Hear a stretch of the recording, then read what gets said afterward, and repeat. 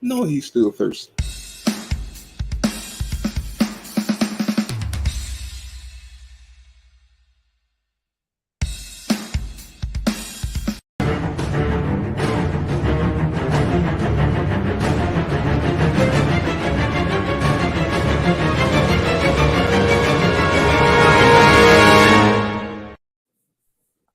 The Hello, everybody. suspense. Hello, everybody. Hello, everybody. Welcome, welcome, welcome. What's going on, sir? I don't know what's Yes, going on sir. with Salute to you, Mr. Urban Therapist. that. It feels good to Nice be in the intro. building. Yeah. well, today we're going to have a special show tonight.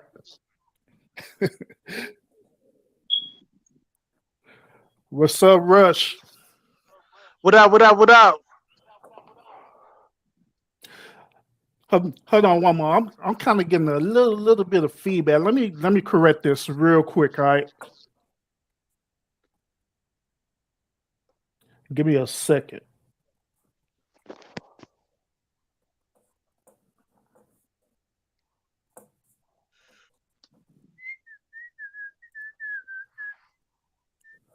All right, let's try it now.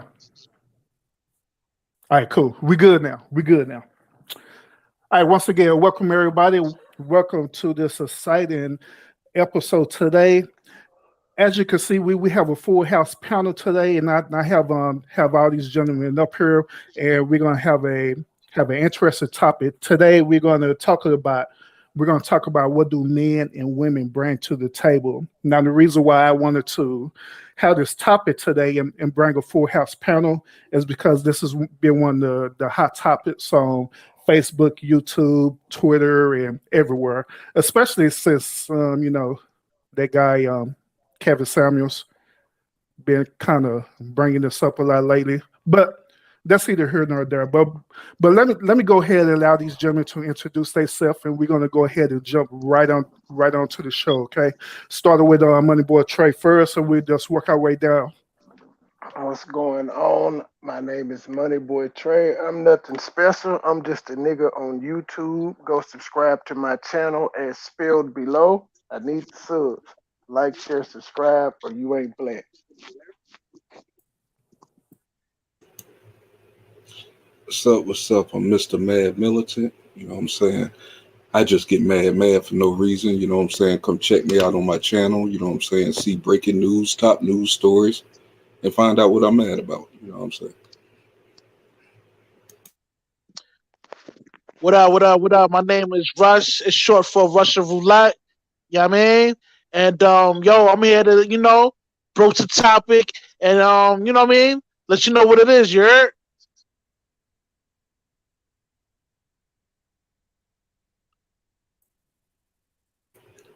Boop, boop, Well, boop. go ahead, Dennis, while Shy is on sabbatical. Hey Yeah, man, I ain't yeah. got no YouTube or nothing like that, so I don't need to introduce nothing. Oh, yeah. Here we go. Well, he doesn't have a YouTube. He keeping it real. He just a nigga Yep, on YouTube too. yep. He gonna have one on channel pretty soon called Dennis the Menace Show. I've been trying to get the nigga to start one. He's lazy. I ain't lazy. I just want get y'all views up. I'm here to promote. Started, and you know what I'm saying? Just like we were talking about sports just then. You know what I'm saying? We'll come check you out. We'll be talking about sports. Or For whatever. sure.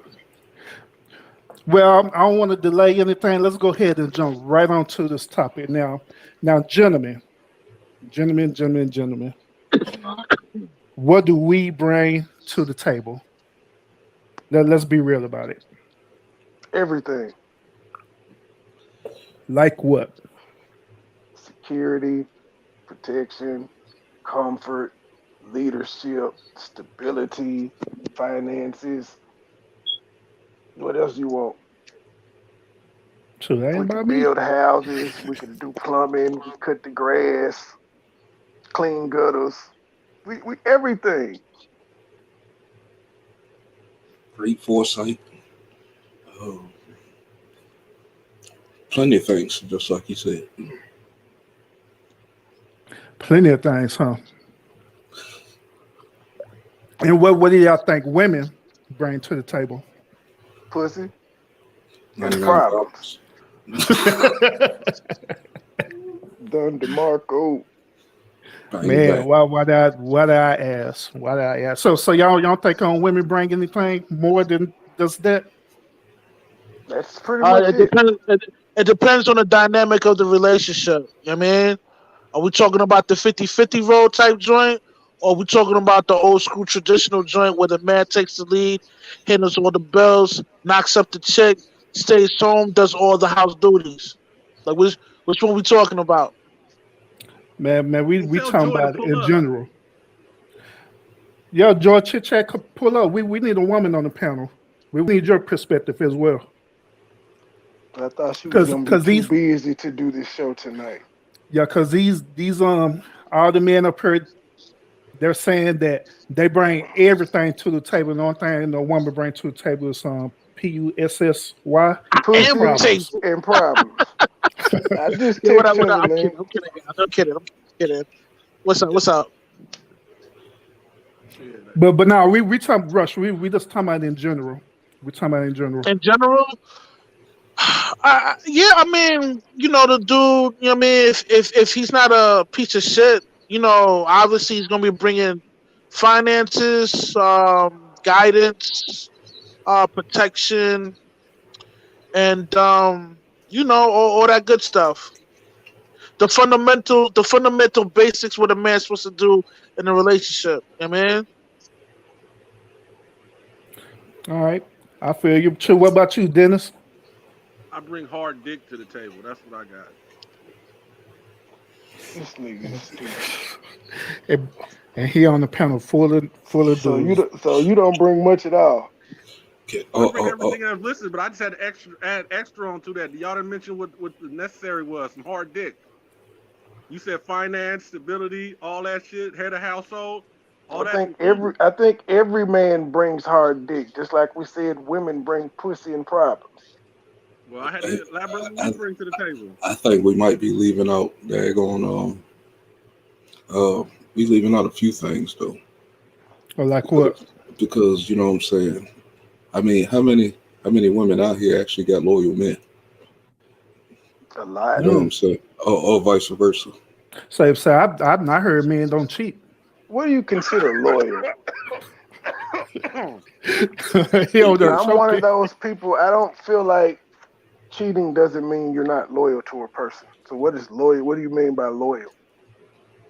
Damn, only one loyal. You know what I'm That's saying? not loyal. That's monogamy. Two Well, different words. two different words. Yes, because I mean, as I ask all women, if I'm taking care of your every want and need, which is impossible because I'm not perfect, why can't I fuck other people?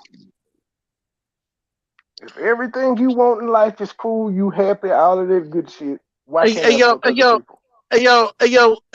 urban therapist, you should tell her to cam up. Oh, Miss V.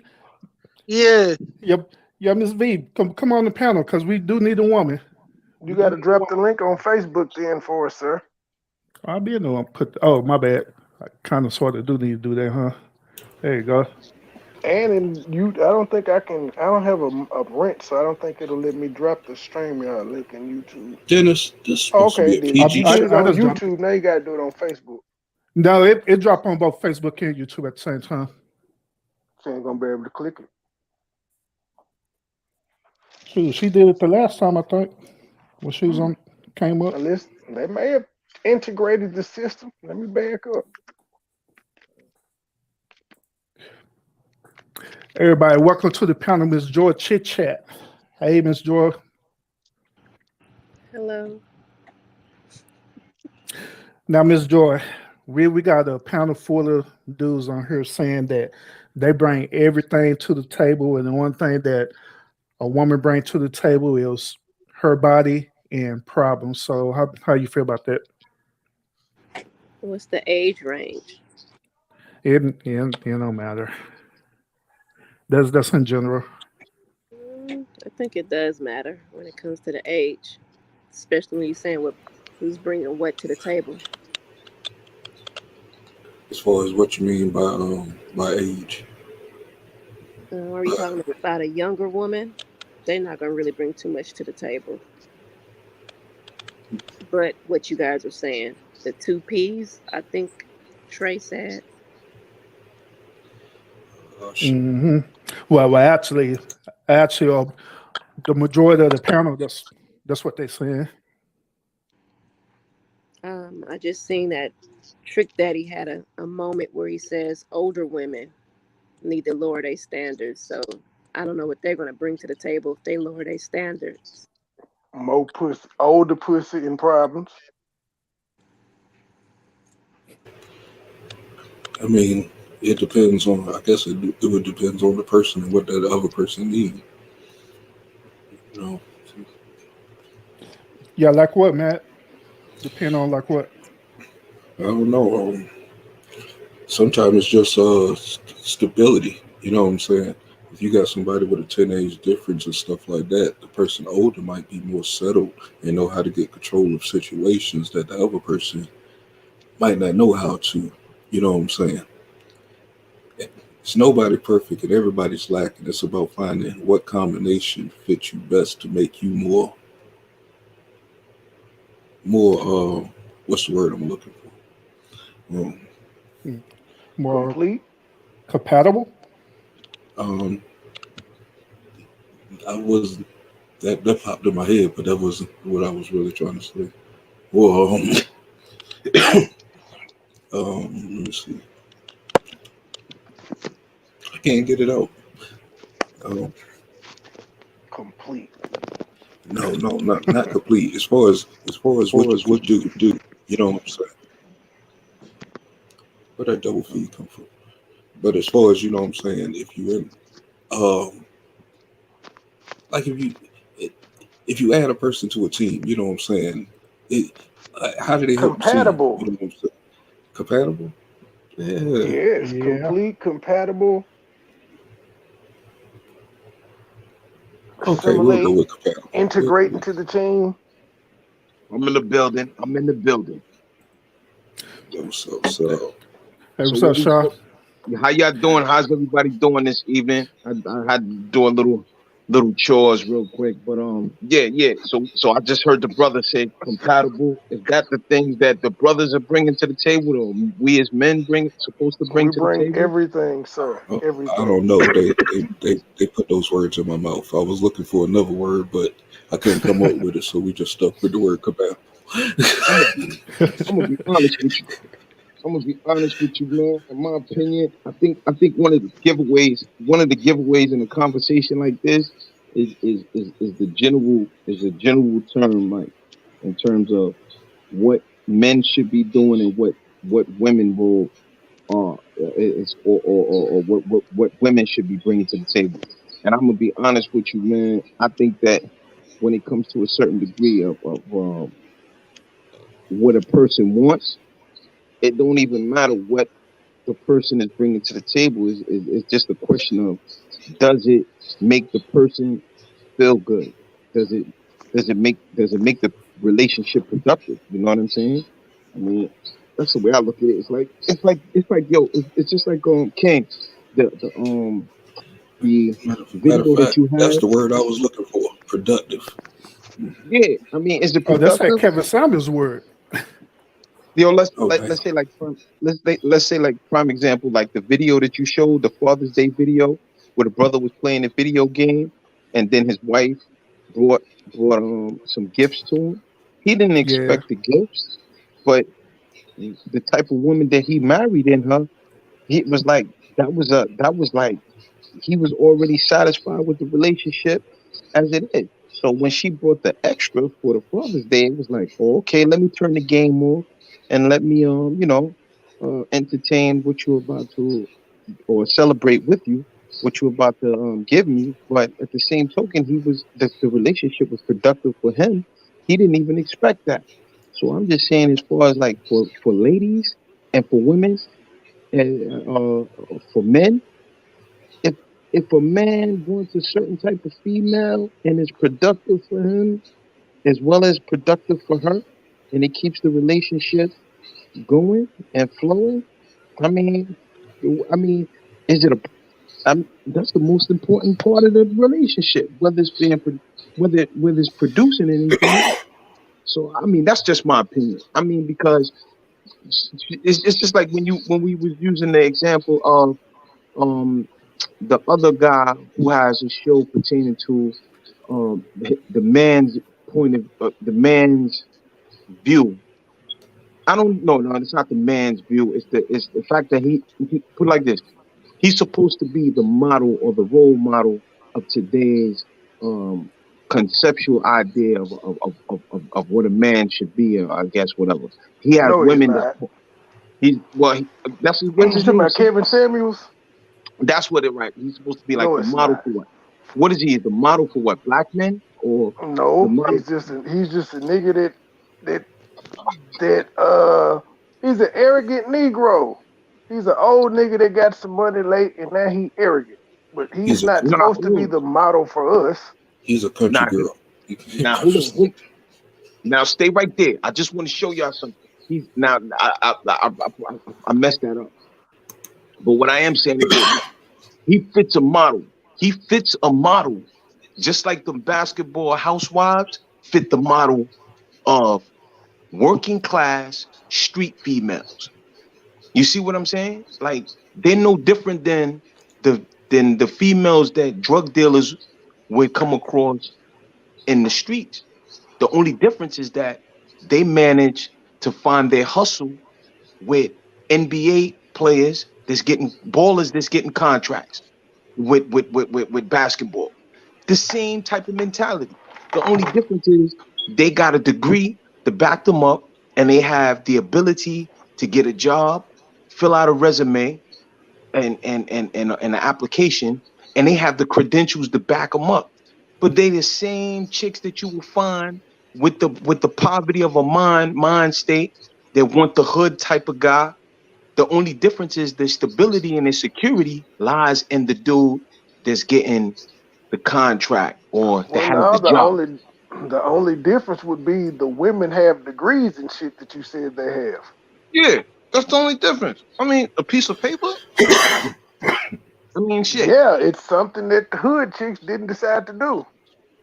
Mm, mm, That's what that bitch brought to the table when she met the baller. She had a degree. She said, baby, I know how to run business, so I can do this or that. I can help you. That's a fact. That's a fact. And she took her hustle to the level of she probably came from the hood and said, you know what? My stability is not in these dudes that's in the hood, because all they are is taking a risk. They're gonna be locked up and they're gonna leave them chicks out there with babies. So they said, you know what? I gotta change my hustle and put my down payment on a long-term goal with dudes that I know where their money is coming from.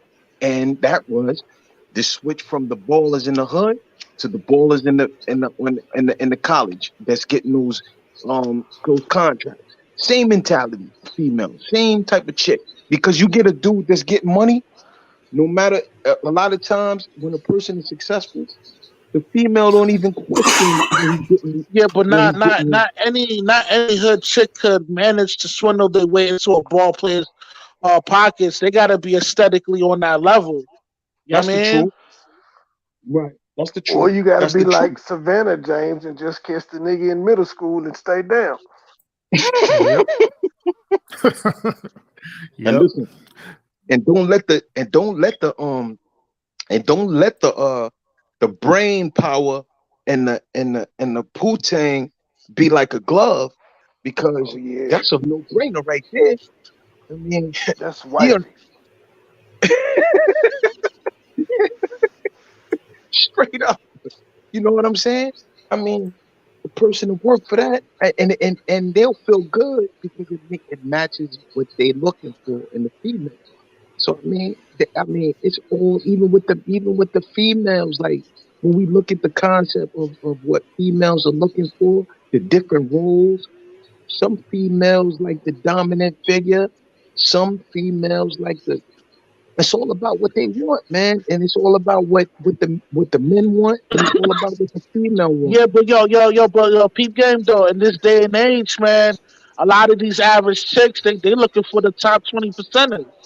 You know what I mean? They That's the overlook truth. they overlook the regular nigga. You know what I mean? The nigga that working at UPS, you know what I mean? But yo, The That nigga ain't trying to plumber, the shoot for electrician, Beyonce. that's you know that's what I what I, mean? that's what I'm saying is that when you listen to the hip hop music from back then, it was songs that was talking about the same thing today. The nigga, please, you work for UPS.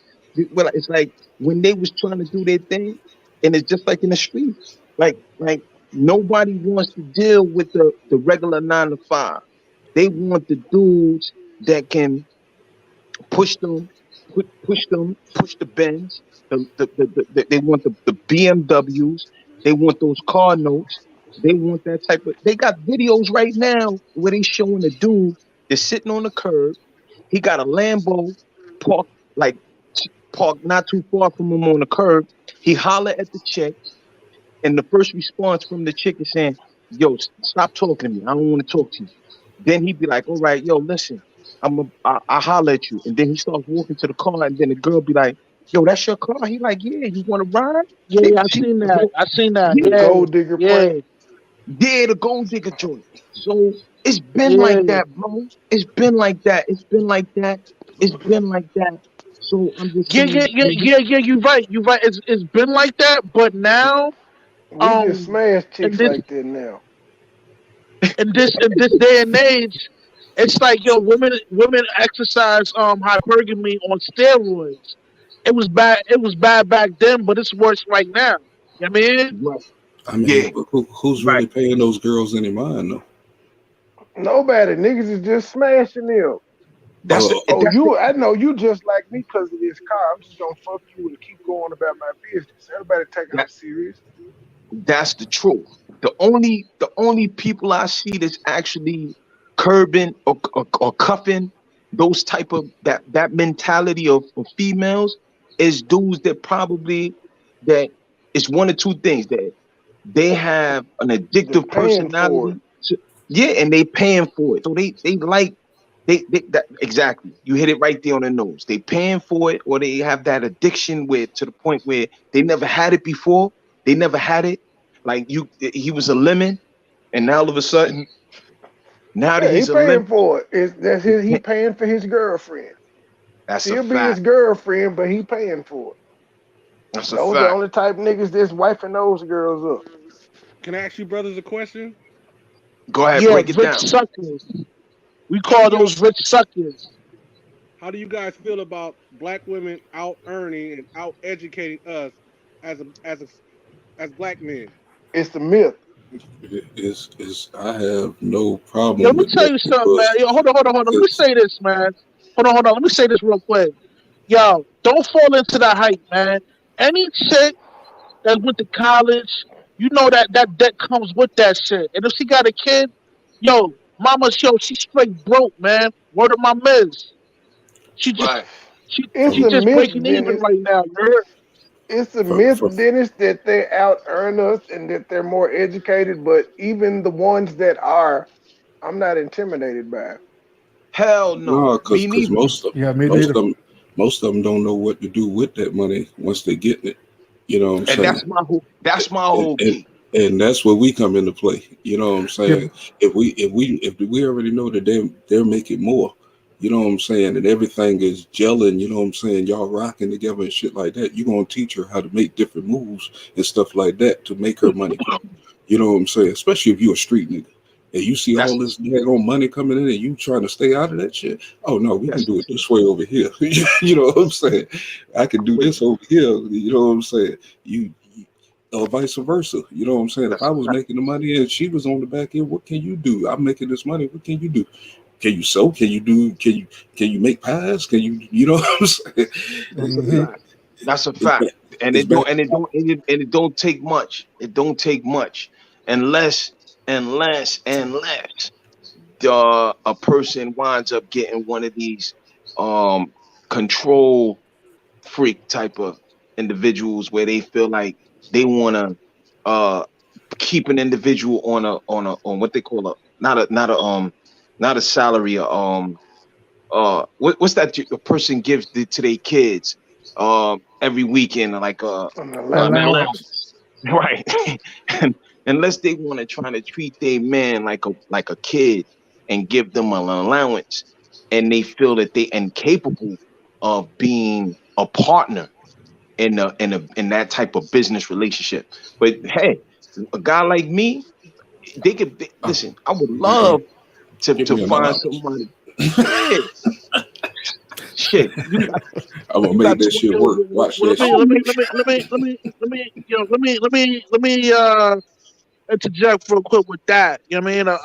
A lot of the times when women have this career, a lot of times they link up with the bum nigga because he's able to control what he does. You know what I mean? A lot of right, times, women like that, they prey on niggas that don't got nothing so they could be the head of the household. Yeah, I mean, a chick that probably got her bachelor's in psychology or whatever might not holler at me because I mean, one, if you're gonna link up with me, you gotta be fit. You know what I mean? Work out right, like 4 days a week. She might right, be overweight and she knows she ain't shit. So she ain't gonna fuck with a nigga like me. She gonna fuck with the bum nigga because she's able to control that nigga. You know what I mean? I right. got a decent career. I got my own bread, my own spot. Fuck out of here. You know what I But, mean? but see, you can't say that either because you can meet a chick like that and you can encourage her to get herself together, and that shows you Yep. that shows you where her head is at if she actually get it done. No, Yeah, that's no. true. And that's coming from experience. Yeah, and both of y'all are both of y'all are correct because both of y'all are just speaking about the types. Because that is, I agree with both of y'all. I agree that you have those. Listen, I'm gonna share something. When I was incarcerated, most of the guys, especially in New York State, we get trailer visits. I don't know how it is in other states, but in the state, I'm not talking about the feds. I'm talking about in the state penitentiary. A lot of guys get trailers. There's trailers, right? What they call FRPs, family reunion program. So my whole point is that a lot of guys would go on those FRPs. The FRPs is every 90 days. The point that I'm making is that a lot of guys, majority of the guys that was getting FRPs, it wasn't because the female was feeling them. A lot of guys was getting FRPs because it was a sense of security for the female, and that the guy that she can come and see and treat him like a child, as far as every 30 days he gets a package.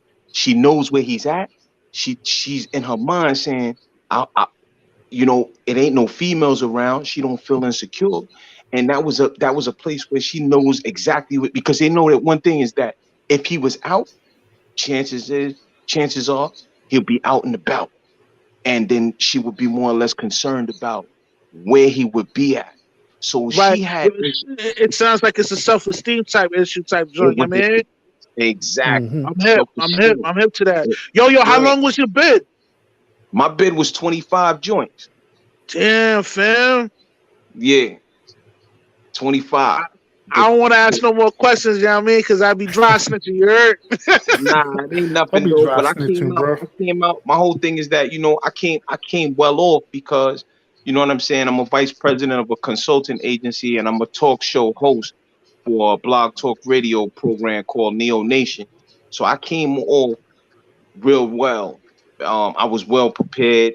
I'm still in the transition mode, and basically, in a nutshell, it wasn't. I didn't. I took a loss, but at the same token, I gained skills and tools that were necessary for my transformation as well as my transition into the work environment, as well as the society, as well as my home environment. So, I mean, I did a lot of things that were productive. I went to college while I was incarcerated, learned how to play the keyboard, played instruments. I'm a sign language interpreter by trade, freelancing. Speak like maybe like couple of languages. Spanish is one of them a little bit. So pretty much I didn't and I'm fortunate. You know what I'm saying? I was fortunate to the degree where I decided for me, instead of having a relationship, I would prefer to take my time to deal with myself, to start. I didn't want to get involved with the aspects of a relationship with someone else without first healing myself and repairing and working on myself and getting my priorities together, because I Yeah, understood that basically, in a nutshell, you're just trying to edify yourself. I pretty mean, much. And and I'm and here. and and and not only that, it was very important, very important for me to not only discover the things about myself that I was learning, but also to know what I wanted. And when I do get in a relationship, know exactly what I'm looking for, so that it doesn't become a challenge. And I have to know where I'm going, and I have to know why I'm getting myself involved with a relationship, and what is the purpose. You know what I'm saying? Because it's Yeah, a responsibility, you know. So that's one of the things I started to handle is first having my relationship with myself. You know what I'm saying? Get yo, myself I can together. already tell by how you speak, man. You a man of principle and morals, man. And I mean, Right, yo, Mhm. in this day and age, a lot of women, they're not attracted to that. I mean, right. That's the truth. That's the truth. That's the truth. But like you said, um, getting those principles in order and putting them in a way where I have to live by those. I have to keep myself according. I have to hold myself to those standards.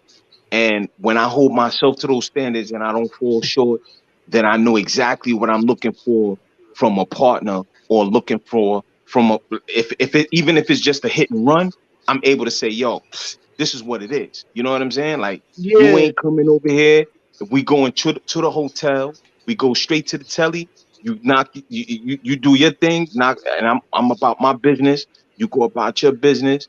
I ain't with the headaches, the hassles, and none of that, the control, and none of that. You know what I'm saying? So it's like you said, it's being able to set the tone, because I know exactly what I want for myself, and I know, basically, I know I know where I'm going, I know how I'm going to get there, and I know where I came from. So I can't afford to be playing games. Failure is not an option for me, and I got to make sure that I have a vision for what I want my life to be. You know what I'm saying? yeah. Yeah, I have to know that. I And have that's to. what it takes to be a good leader, man. Is to have that vision. Because most niggas, they Right, ain't got a vision. Yeah, I mean, that's a fact. they all cattle, and they just do what, what's the wave. You know what I mean? Right, I mean, right, I mean, and it's the truth. in a way, that's not bad. It's just they wasn't given the proper tools to be Right, that Yeah. way. You know what I'm saying? I mean, right, if they was growing up and stuff, and certain things wasn't given to them and stuff like that, they are gonna look scattered, where it look like they doing nothing when they actually think they should be doing something and stuff like that. You know what I'm right, saying? They right, confused. right, right, right.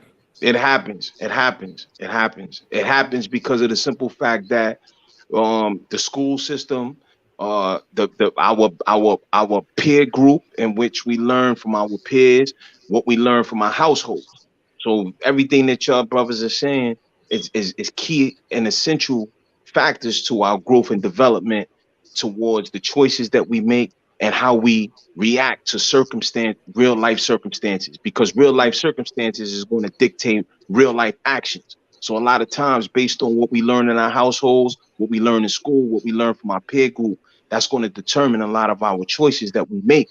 Sometimes, man, we have to not be afraid to reevaluate those decisions, or reevaluate those principles in which we taught ourselves, break those down, replace them with better values, and stronger and more stable principles.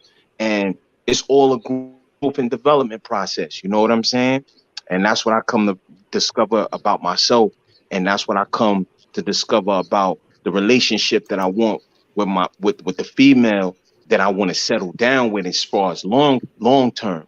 The growth and development aspect. Never stop growing, and never stop developing that aspect of the novelty of wanting to learn newer things, learning how to um, develop, and constantly developing a long-term plan, financially, spiritually, mentally, physically, like the brother just said, like working out, doing different things to keep a balance. You know what I'm saying? A sense of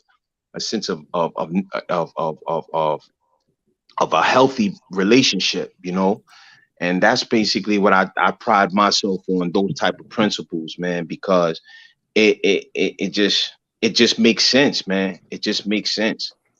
Word. Hey, I appreciate all y'all transparency on this panel today. Y'all actually giving people a lot of nuggets, even though y'all being as real as possible, but it's real good too. Now, I want to shift the conversation back to what Joy said earlier, and I'm put Joy on the spot now. Joy, you still there? Yeah. You still there? Oh, okay. All right, Joy. You mentioned earlier about the age range, right? So, what age do you believe that a woman should be at when she actually be thinking about bringing anything to the table in a relationship? I'm gonna be honest with you. I do believe it's starting to be around, and please don't crucify me. I think it's around 40 now.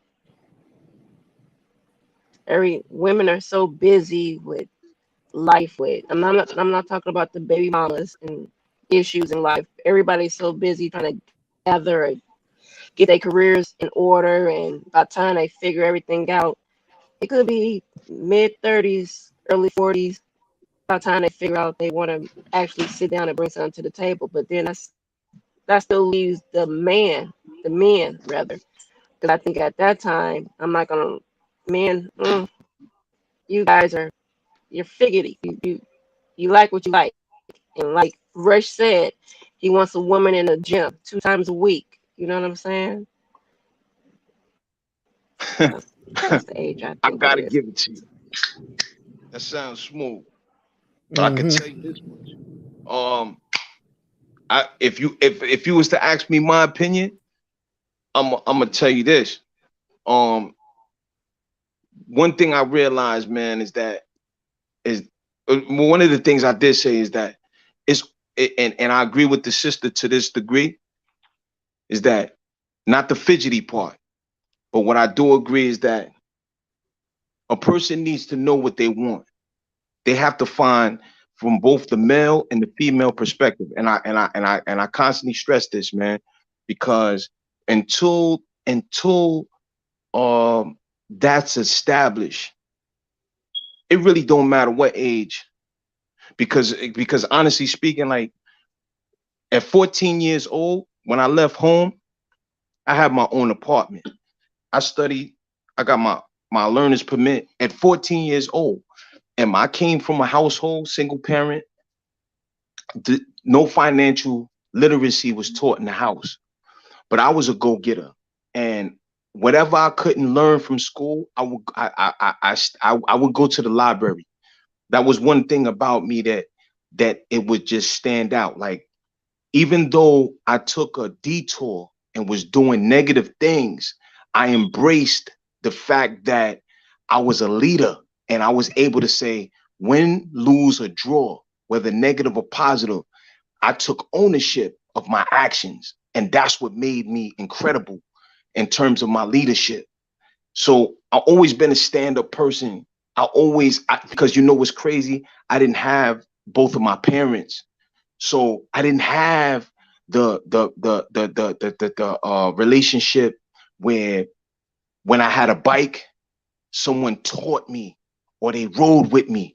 I had to actually fall off the bike, and I had to learn how to ride my bike myself. And certain things stuck with me. The point that I'm trying to make is that when I'm on the internet, I usually go to YouTube. And I'm actually right now studying a female in her 20s named Tara Reid. And she's a millionaire, an entrepreneur, and she does boot camp coding, teaching individuals how to do coding. So my point is that there's a lot of young entrepreneurs right now that are in their 20s. Oh, that's the new wave, man. Data mining. Yeah, That's that's the the new fact. wave right now. That, Yeah. that's all I'm saying. And that's all I'm saying in terms of these are the young minds that are they know what they want.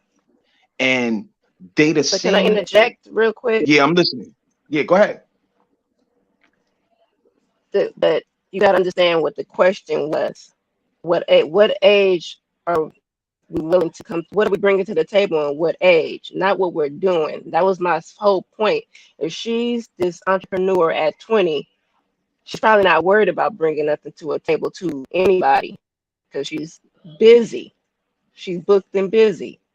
So by the time she figure out that she really want to sit down and settle down with something, that's why I said when Urban asked me what age, I said around about 40 because that's a tender age for women at this time. So I I understand what you're understand. saying about No, the no, young no. lady, but that's I'm all. saying no. What I'm saying is this, because I don't want to. I just want to. I want to just basically share with you my point of view, and I understand exactly what you're saying.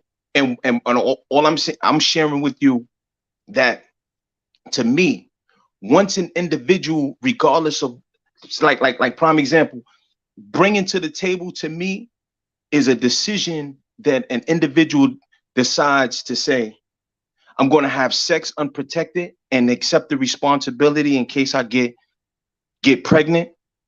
I'm going to date, knowing the consequences of what it may entail. I'm going to go out on a date as a teenager, knowing that the chances is I might wind up having sex. I'm going to do certain things. And whether or not those to me, those are things that you bring to the table. Whether we look at it in hindsight in terms of the level, because there's different levels to this thing here. However, it's still a cause and effect, and it still causes us to make decisions and choices that's going to affect that in our future. I remember when I used to be in junior high school, just to use a compare and contrast. When I was in 9th grade, I was like 14, and there were females who were having sex unprotected, and they were getting pregnant. And so this was during junior high school. So you probably had 8th and 9th grade females that were getting pregnant. And a lot of times it was common during my youth to see that those type of things. But for the adults, they came from a generation that especially being in New York City, it was like it kind of hit them by surprise, because most of that type of behavior to them came from people from the South. They say, I came from the South and I came to the North, which is New York City. This is unheard of to have children at such a young age. So what my point is this: and when as a teenager, we started living our lives like we were adults when we were like it's crazy, right? Because a lot of the females will wear 2 types of clothes, right?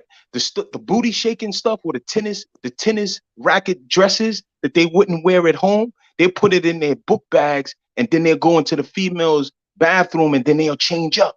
Whole personality change up. Everything change up.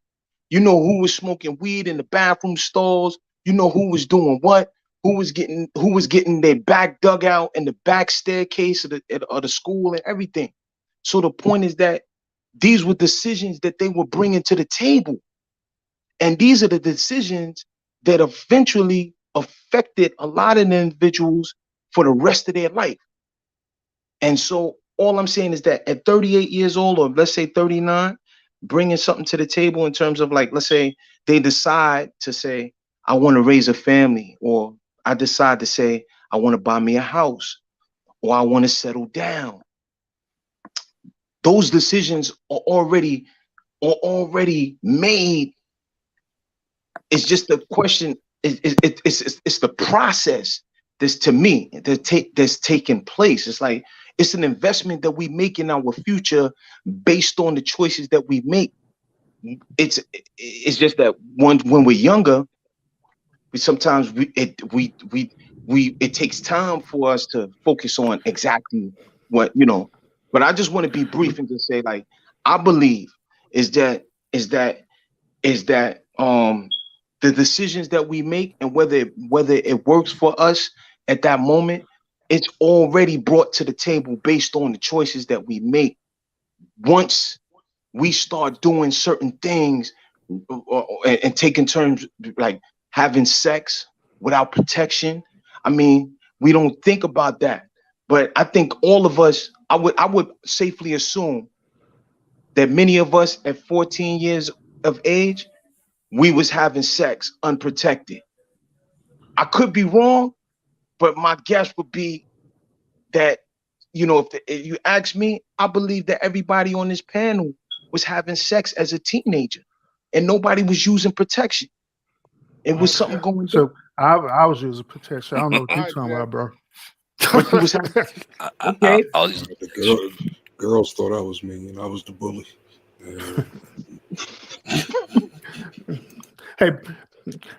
Hey, I Yo, would I like had to. to be pull out game, you heard? But now I'm strapped up all the time, you know what I mean? Yo, but even but listen to this. Listen to this real quick. Even if you was the pull out gang, a condoms bust. And so even though King, you said that, yo, yeah, I wore a condom, and I ain't gonna lie, I wore condoms sometimes, but I remember the condom busting on me. And it's just by it was just by the fact that it didn't, the seed didn't go into the condom for the seed to go into the womb of my partner. But at the same token, I was looking at it like, wow, I didn't have a child, you know what I'm saying? But there was a lot of people during that time where they had children at a young age. So that's all I'm just saying, based on our actions. So that's all I'm saying, is that those actions, our actions, bring us to the table. Once we make a decision and we make a choice, they bring us to the table. You know what I'm saying? They bring us to the table. That's all I'm saying. I don't believe that it's a matter. I think it's called, to me, I look at it as called the rites of passage. You know what I'm saying? When we decide to make that decision, and we claim it as our own, we walk in that rites of passage of maturity, of growth and development, of claiming it as ours, as our own, and it's taking us to our path of who we're going to become in the future. That's all I'm saying. Hey, y'all, I would like to welcome to the panel Dr. Ron Jefferson and also PMP, part of my presence. What's up, y'all? Yo, what's going on? What's going on? How's everyone doing? Doing okay. What up, part of my presence? What up? Salute to you, Doc. What's good? What's happening, Rush? Yeah, you know, everything's everything. Can't complain. Hey everybody. Hopefully everybody's doing good. I'm sitting back listening to this conversation. It's pretty interesting. Everybody out here having sex in high school, huh? That's what y'all doing? Well, I know that's what I was doing. I was having sex in high school, but it was definitely protected. I was doing it protected, not protected. The risk taker there, huh? Yeah, I was taking the risk, man. I'm not even gonna hold it. I didn't have sex until when I was 18, though, to be honest. I didn't have sex until Urban therapist. I'm marriage. just here so I don't get fined. Hey, man. Yeah, you cool, Joy. You cool. Yeah. Just know, even though it's a panel full of dudes, this is a safe space. You safe. This is the safe zone. You in the safe zone. I don't know. You know, a couple of them look toxic. Dennis, you out here? Like you was having sex in high school. Oh, man. Just kidding. He said absolutely. Dennis, you was smashing in high school too? Absolutely. Oh man. So that's a 18-year-old next one. That's a rite of passage. Dr. Jefferson. Mm-hmm. Dr. Jefferson, I was going to leave Dennis the Menace alone tonight. He was on his best behavior. I don't know. I see you on his best behavior, but I saw he Sitting up was, he there. was quiet. He was silent. He never said nothing. So I was like, maybe Dennis was preserving himself. No, I was just giving Big Shy his just due on the floor. You know, he was speaking for quite a long time. He was a little long-winded, buddy. Yeah, Hey, yeah, man. yeah. That man, he got a talent and everything. He was preaching tonight. Oh, man. Wiping all that sweat off. Yeah. I gotta wipe the sweat off. It's kind of hot, y'all. I ain't gonna lie. It's a little hot, but it's cooling down. It's cooling down. It rained a little bit in New York City, so it's kind of like cooled down. But I'm just enjoying. I'm enjoying the symposium that we have, and I'm enjoying it. All right, so I do have another question for the panel too. We're going to shift it again a little bit. Now, Kevin Samuels, right? I don't mean to bring him up, but wait, before you ask that question, I got a related question to something that he was saying earlier about the decisions or whatever of the person as they're going through their growth and maturation, positioning them in such a way that that's kind of what they bring to the table. Do you guys? Thanks, babe. Do you guys feel like it matures you? I heard him say that he was 14, when he got on and song, kind of was establishing himself and things like that. Do you feel like that helped to mature you? No. Oh, no, I'm gonna let somebody else answer that. But I mean, me personally, I wouldn't say. Me personally, I wouldn't say that's a level of maturity. I just use the term rites of passage, meaning that it's a process. It's a process of finding your way, finding my way. Rather, I can't speak about everybody else, but keeping it on the eye, it's just a rite of passage. It's just a journey, and we all have to make choices to learn. What's right at that time. I was just discovering myself. And like I said, based on my background and experience of me coming. Hey, Reed, I don't mean to mute you, bro, but you say you was gonna let somebody else answer. he just started all over again. No, my bad. No, I got a quick no. Nobody else wants to answer. Hey, y'all answer. What's the question? Does it make you mature? Do you guys feel like those experiences? Do you feel like those experiences where you were engaged in sex early, you were learning the ins and outs of sex, and the things, a part of the thing that most people would consider, hey, this is what grown people do. Do you feel like that was something that contributed to your maturation? Because he mentioned rites of passage. Typically, rites of passage are moving into a different level because you did a particular thing. So I have to say no. Because when I look back at my high school experience, a lot of the things that you did was out of peer pressure as well, too.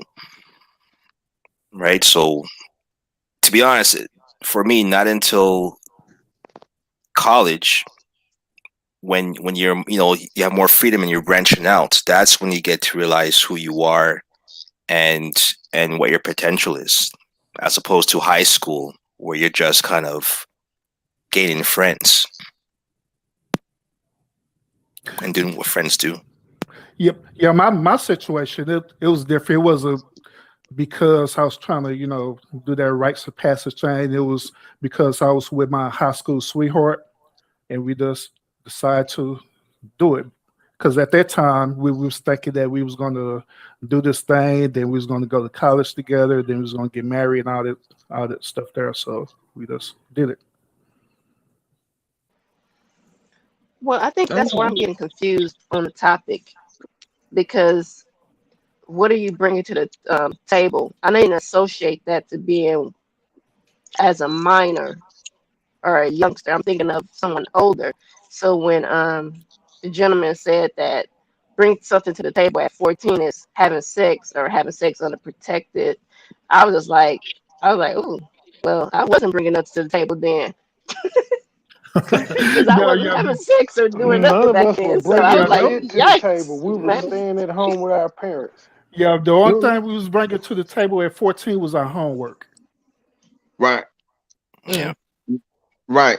I wasn't actually saying it like that. I was just saying like more or less like the decisions that could be, you know, made at during those times when we begin to take a step, you know, it can have an effect on us, you know, but it's still something to me. It was just my definition of bringing something to the table once an individual decides to take a plunge and accept responsibility for their actions, in terms of having a direction, know where they want to go or whatever the case may be. But yeah, it wasn't I wasn't taking that away from you. You were using words. I wasn't taking it away. You were using words, so I was listening, and I was thinking about that for a second, and it actually made me think like, okay, it was kind of like, oh wow, because I have a 14-year-old, so I was like,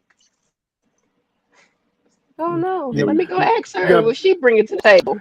But a 14-year-old now, and considerably. I mean, I was raised in the 70s. That's when I was 14. I graduated from high school. So, and I went to college then. So it's a lot different, you know, from right now. I mean, I have one of my kids he was 14, almost 15 when he graduated high school. So me going to college at that point and then him going to college at that point are also two very different things, because that was in the 90s for him. You see what I'm saying? So life looked a lot different. You know what I'm saying? So, and I can say that he was pretty mature, but he wasn't having sex either in high school. Neither was I. I mean, people were doing things. I think sex is a very old thing, but it just depends on where you are and what you're thinking about. And I do think that peer pressure is something that helps to mature you. You either give in or you overcome, you know, and the thing is, I think that helps to define you and where you're going, even at that stage of life. All right. I gave in and I overcame. You gave in and you came. I did. I overcame. Came over something. Multiple times. You're wildin'. Well, since we're going in this direction, now here's another question I want to ask the panel. Now, as y'all know, Kevin Samuels, he is preaching a lot about the traditional family due to his upbringing, and he goes against the modern family. So how brought up gay? Leave Kevin alone, man. But how do y'all feel about this? Do y'all feel that we need to continue to subscribe to the traditional role, or is the modern role is more beneficial due to the generation right now? It's whatever fits that particular man and the situation he wants to have with that woman. I would say the traditional. I'm gonna be a little ignorant. I would say we need to be consistent with the traditional role, because it's been working for so many centuries. You know what I mean? I've been working for everybody. Here's one thing I gotta add. When Kevin Samuels talks about the traditional role, all of us, if you're in your 30s or 20s or even 40s, you guys think he's talking about you guys. He's not. He's talking about 50-year-olds. His message is that 50-year-olds should be wifing up women in their 20s, because you reach your financial height in your 50s, so you are more likely able to take care of a woman at that point in your life where she can stop working and actually just be a stay-at-home mother, so to speak. That's what he advocates. I don't know if people understand that part about him wanting to date younger women. Nah, he I mean, ain't nothing wrong with that. You know what I mean? Ain't nothing wrong with that. If you're 50 years old, you're physically fit, you got the bread, yo, go bag yourself a 20-year-old. For what? I'm a high five that old head. We call those silver fox. Yeah, on some Russell Simmons stuff. Yeah, that's what's up. You know what I'm saying? If you can afford it and your money is up like that, Why not? You know Well, what I'm then that, saying? then So that do you guys piggybacks think on that? the whole question that the urban generous. Oh, go ahead. So I was gonna say, what's Do the you point of her guys? bringing something to the table Right. if he's a I'm thinking to 50-year-old myself, man? like, do you guys think that? Do you guys think that that's a normal age of maturation for a man? I'm gonna be honest 50? with Yes, you, man. It's No. about the yes. early It's 40s. the media makes it look bad. You know what I mean? What media Yeah. makes it look bad? Like, do you feel like Mainstream so? media. Okay. Anytime an old head go bag a young chick, yo, they get bashed for that. You know what I'm No, saying? they don't. No, they do But not. Well, here's yeah, the no, question: is no. I'm anybody here in asking their about a part of 50s? my present. Hold up. Sorry, No, I'm almost let 60. he I'll said be 60 in the a couple question of was days. yo, posed. it's cutting out for me. You said the man said, is anybody here in their 50s? That's Yeah, the question, because he's saying if anybody here is in their 50s, then maybe they can answer it according to Samuel's theory in terms of the relationship difference. Am I correct? But if there's not, that part. There's that part, but then the other part is if none of us are in our 50s, then does that mean we're not ready? We have nothing to According to offer? Kevin Samuels, yes. Exactly, and to me, that's flawed. So yeah, so that's what I'm asking you guys. Do you feel like that's a proper age of maturation as a male? I'm curious about that because No, I I don't don't know agree about with none of this. maturation, Yo, but hold financial on. stride. Then What you hold on, 50 hold year on, hold hold on. on, hold on. What Hey, 50-year-old is gonna holler? What 50-year-old male that got bread is gonna holler at a 50-year-old woman? Well, it's crazy. Yeah, So I yeah, have to to mute you, answer the Russ. doctor's question, I don't think it's maturation, but I think men are hitting their financial peak or stride right around 50. I ain't they gonna should have lie. been doing that a long time ago, sweetheart. At 50, you should be retiring or retired already, at least from first one I don't. occupation. Again, I we're don't talking about subscribe real to life none of that. though. Yeah, I'm Yeah, but talking about real real life. life. I mean, I can hand the phone over to a man that's in his That's 50s that can We explain you what that really looks like for a real but man. but you So can't you're say saying that that because you most people aren't even retiring at 65 anymore. They're working beyond that. thank you. so can't even working say beyond that, yeah, you working can't even beyond say that doesn't mean that financially you haven't reached that peak. I think that if you look at the history of Kevin Samuel's finances and you're doing a comparative analysis of men that were black in his age group that were in the different areas of their focus, that they went to college for but graduated instead of dropped out. If you looked at that, there's a lot of black successful men that was making way more than what he tapped out at, making 38,000. So it's not uncommon for black men in general, to reach their age of financial maturation at an acceptable rate. I think that it just depends on what you consider to be goals and what you look at. Kevin Samuels is a person that's manipulating numbers, making people feel like, hey, 6 figures is a lot of money, and that's what everybody's striving for. That's what's required. He made one assessment that 72,000 was the requirement of 2 incomes to be able to be stable yesterday on the show and run, your household or whatever.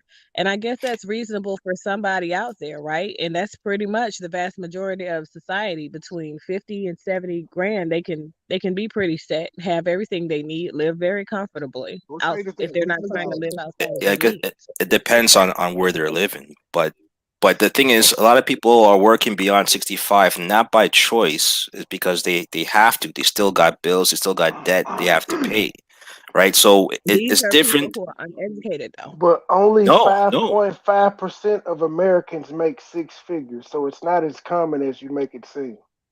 So, exactly. And the thing is, it's not just black people. It's all races are struggling financially. That's Americans. so 5.4% of Americans make 6 figures. So that's being calculated based off of not their gross income, but what comes out after taxes. That's what they draw that data off of, by the way. So It's if you're still paying less taxes than on the money that you're making, It's it's quite still often. I know a lot 5% of of the people, American public that makes six but it's figures, though. but it's not. So if you're listening, you might learn something. So So It's then, still not if as you're high as you making want to make it 100,000, seem. I don't know what numbers you add to it. You may get to 10. It's still not a high percentage. yeah. so if you make 100 grand and your 100 grand is taxed, the moment it's taxed, it takes you out of the 6-figure range. So that's not a fair assessment to find out what it is that vast majority of Americans is bringing in, first of all. So if you're looking at that by itself, it's just not going to be reliable. If you're looking at a person that's making well into the 6 figures, that would be a good comparative analysis. And it's well over 5%, not pre-coronavirus. Let's put it that way. But hold on, COVID is a component. how much money do you need to make in order to be considered the 1%? Because I thought that was 250,000. Hold up. Mm-mm. Well, they say 100. They say $100,000 for the 1%. I'm going off of Kevin Samuel's conversation with several males. Well, forget about Kevin Samuels for a second. But generally speaking, from what I understand, the 1% is 250,000 and up. You're in the 1 percentile. Mm-hmm. Now, we're talking about just to make 6 figures, just to be comfortable, just to meet what this guy says is goals for the vast majority of people. And you don't need 6 figures to retire comfortably. I keep hearing people say that, but the reality is several people are retired and quite comfortably, and they're retired from the military. They've never worked again, and their house is paid off. Because these are things that, when I say maturation is what people bring to the table. So if you're financially irresponsible during the time that you're working and you're not saving, you're not putting away adequate savings to make sure that you have a nest egg to sit on after your retirement, because if you're retiring appropriately, you should be working for 20 to 30 years. Your house should be paid off in 20 to 30 years, if not doing a 15-year mortgage. But do you agree? I'm refinancing. Here's the thing. Do you agree that back in the day, I'm not saving nothing. I spend my money. But here's the thing. That's the reason why people here in America don't retire or retire comfortably at all, because these are the things that are on their minds while they're living life. They're living life and spending the money that they're earning. I disagree. Here's why I disagree. Because when you look at all the people that are we look at the people who are 65 now. If you go back to when they're in their 20s or in their 30s, you have to keep in mind that the cost of living has increased steadily. Inflation has increased steadily, but people's wages have not kept up since the 80s. So although those people who were young back then were able to make financial decisions that are responsible and to save and to buy their house that was cheap, when you look at the people in this generation who are working, they can't make ends meet. And it's not because they're struggling or making bad decisions, because the cost of living is increasing a lot higher, a lot faster than the wages or the salary are. It's nothing to do with bad choices all the time. It's also the circumstances based on the economics. Not necessarily bad choices, because there's no such thing as necessarily a bad choice when you think about what you're deciding to do for yourself. It's about doing the things that's not conducive to what you feel like is your outcome. So for you, what do you think contributes to a person meeting financially stable goals? Like when they decide to buy a house, how much house should they be buying? What do you think that should be contingent upon? Well, again, it's based on your income that you bring in, and it's based also on what you feel you could afford going forward. There's a lot of factors that come into play when it comes to buying a house, and there's a lot of people that are house poor as well too, right? You have to look at what type of mortgage you're getting, whether if it's an FHA mortgage or whether it's the conventional one. There's many factors. Anybody else with a different answer? Nah, he's right. I mean, when you purchase a house, your goal is to pay most of the principal than the interest, because a lot of suckers, they sign these contracts, they pay more interest than the actual principal towards a house. So I Oh, I definitely agree feel with that part part. of my But presence. you You know what I think, mean? yeah, so you think it should be based off of how much money you have available as well. So anybody else with a different answer? But you I haven't don't. addressed what you haven't addressed what I said as far as the wages and salary not keeping up with the cost of living and inflation. Right. Yeah, because they just boosted up minimum wage not too long ago, and they was beefing about that for a minute. They said, "Yo, minimum wage, the price of the dollar is increasing, and the minimum wage is still the Yeah, same." $15 in New York. You know what I mean? Yeah, That's they just crazy. boosted that. Okay, And And you anybody know else what have that a means? different You know what answer that as to means? what they feel like That should means be considered? small businesses can't even stay up to par in New York now because the small businesses can't keep up with those kind of wages. that's a They fact. got illegal workers working out in the back. Yo, they even on the real, they even arguing about boosting up the program money in prison systems because they saying like, yo, the way the economy is going up, the way it's shifting, they talking about, yo, it might be a riot in prisons because their money is not changing with the economy and Let they me got to pay commissary. Commissary's going so up. Katie, what are you talking about in that order? I heard about that, son.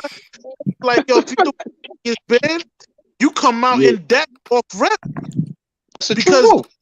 whatever dough you making in prison is not keeping up whatever payments you got to keep up while you're inside. Mhm. That's the truth. That's the truth. Okay, so That's the Katie made truth. a more what we call a realistic answer for when you're buying a house. One of the number one reasons people find themselves in debt and hyperextended is because when they're buying a house, you guys are looking at very much like the things you talked about. So how much money you have and how much you qualify for. Though none of those things are essential in the part. Exactly. So the thing is I don't know if somebody just failed to give you guys that kind of financial advice or directions as parents and grandparents or what, but when you're buying a house, the first thing you're looking at is how much house do you need? So how many kids do you have? How do you plan to have, etc. Before you start to the financial planning part, you need to know how much you're looking for as far as like how much house, how many bedrooms, what neighborhood you're trying to move into, how convenient is that neighborhood to where you're working and you kind of achieve stability, etc. And then you're not buying a house based off of what you qualify for. You should be buying a house based off of what you think is a fair deal for a house. And that should be something that you way over qualified for. So you need to be making 3 times what that house actually costs. That means bargaining. And Well, so can, if can, you're can, going to can, be can, can, I, Hold on. can I stop Can you I, there for a second? can I just say one real sure, quick? Go ahead. sure. Is it also just real quick because I know the brother want to say something, but I'm going to say I know you mentioned a lot of factors, but also is one of the factors to consider is whether you're buying a house as a debt or a liability, a considerable fact. Well, I think that in the end, that's what it boils down to. So whether or not it's going to be a debt and a liability is based off of your perspective of what's required in order for you to start looking for a house and then vet that house properly. I want to ask you something because you said about Can I interject real quick, just with a Yeah, sure. PSA for anybody that's first time home buyers that's going through this, look into your local states and go through the NACA program. The NACA? I don't know if anybody heard about the NACA program. So spell it NACA, like NACA. All right. NACA. NACA. First home time. NACA. First time home. Excuse me. I thought we were talking about Kevin Samuel. Hold on. I just wanted to intercept since we're talking about home buying. I just wanted to tell people about that. You mentioned. Hello. It's an educational. It's an educational workshop. So. Okay. Hey, Joy, go ahead and drop that in the text so people know about it. Yeah. Here's one thing. You mentioned you have to look into how much house you need and the neighborhood that you want to live in. Just to give you an example, when you look at Detroit and you look at Flint, Michigan, those were middle class neighborhoods, well-to-do neighborhoods where Black people bought in and bought houses in that area based on the automotives industry, right? Right. Well-to-do Black people. But since all the automotive places shut down, the neighborhoods pretty much tore down. Right. The neighborhoods became run down. The Black people who put all of their money into those houses, thinking that they would have equity and they could retire, they're underwater because now those neighborhoods are no longer prestigious. So even if you're thinking that I'm going to buy into a house based on the neighborhood at that time, you don't know what's going to come in the near future. You may be buying a house that's going to be a liability for you, even if you paid it off. Because there are neighborhoods in the States where people own the houses outright, and they can't even the amount that they would have to sell the house for if someone were to buy it, it's a liability, right? And they're stuck. So you can't always say based on the neighborhood that you're living in. Really, to be honest, the best way to determine what house to buy is based on how much money you could afford. If you can afford 20% of a down payment for the house, then understand that anything less than 20%, you're putting yourself at risk, because at that point, you would only qualify for certain types of mortgages, Your and those other your types of signal mortgages, is breaking up. the economy shuts down. At that point, the interest rates go sky high, and you can't afford to pay those mortgages anymore. And that's what happened in 2008, 2009, where a lot of people, and they're saying that it was a majority of Black people who were homeowners at that time, lost their homes. And that's what Yeah, happened to those because Black they people. They went off lost their of. wealth because they could not afford to pay the additional interest rates. But see, that's the thing. They're in those Black people's mind, that system that you just spoke about. That's what they went off of. How much house can I afford? How do you think they know what they can afford? They go off the numbers that the bank presents. The bank presents those numbers for a reason. Right, and they inflate those numbers a tremendous amount. So I had a financial advisor from Edward Jones come on and do a show for my followers about a couple of years ago, because that's who I use to manage my portfolios. And I know that a lot of people can't afford that financial advice. That's one of the things that he talked about. So I think knowledge, wealth of knowledge from people that have built wealth and that have done it very successfully and put a lot less in it. I think that's the way you succeed. Exactly. But I think that these young people, I think the vast majority of people now, you guys have an idea or a concept that's not realistic, because that's what the banks, the financial institution, the lending institutions have sold you on. And so you gotta get out there and you gotta learn the ins and outs, especially when it comes to real estate. I mean, I'm a person that owns over 65 properties total. So, and Off of I've what had no leverage? issues. I've had no issues through the financial hardships of the United States or anything, but you got to know how to make your money. You got to know what to invest in. If you go to zoning and planning meetings and committee meetings and you know where these neighborhoods are going or growing, you know what's already there. People have invested. You make your investments and things like that as far as the plans and layouts. You come up just like they do. Are those investment properties? Those were properties that I purchased because I was living in Finland at the time, didn't figure out, where we wanted to live. And over the course of years, we had more kids, expanded our family, things like that. So over the course of about 30 years, we acquired different properties. We would come here to America, we would be in a different place, decide, okay, well, yeah, we don't want to live here when I do decide to retire. So let's look somewhere else. We look somewhere else. We'd find some really, really good opportunities, real estate opportunities. And my husband was just really good at that. He has a good eye for, selecting properties that are going to benefit us in the end. So we'd, attend a couple of meetings, figure out where they're going. So it's foreclosures? No. Okay.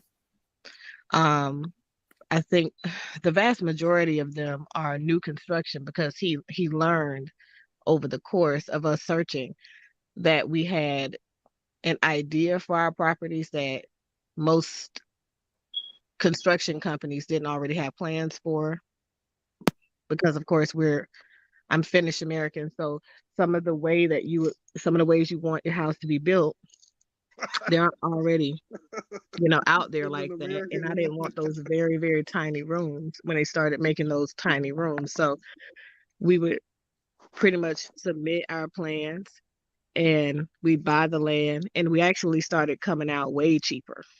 One of the houses was valued at $1.3 million, and we didn't invest that much, not even close to that much in building the property, maybe 60, 70 grand in building material. So you buy the land and then you build a house on your own accord, is what you're saying? Yeah, I had it built. We have a lot of connections. But so that's the thing. Okay. Like when you're in this thing, that's why you go into these meetings, because so lots of people, lots of opportunities for you to connect with people, contractors that build the houses and things like that have these contracts for these larger, now you're dealing with subdivision contracts. So Doc, you telling me you a multi-millionaire? That's what you telling me? We're pretty well off. Well, she did say we. She said we. I wanted her to answer the question, but I also heard you say something about your nationality, ma'am. You said you was what kind of American? Finnish American. I'm from Finland. You said Latin American? You said Latin American? Finland? Finnish. Mm-hmm. Okay. That's unique. I don't even understand. She's from Finland? Yeah. As in Swedish? You're Scandinavian? Scandinavian. Northern England, Finland. Finland's not Northern England. Yeah. Finland is Northern England? No. It is. I gotta speak to this. I'm gonna speak to this lady because I got a person I stay in contact with from England. She got like a TV show.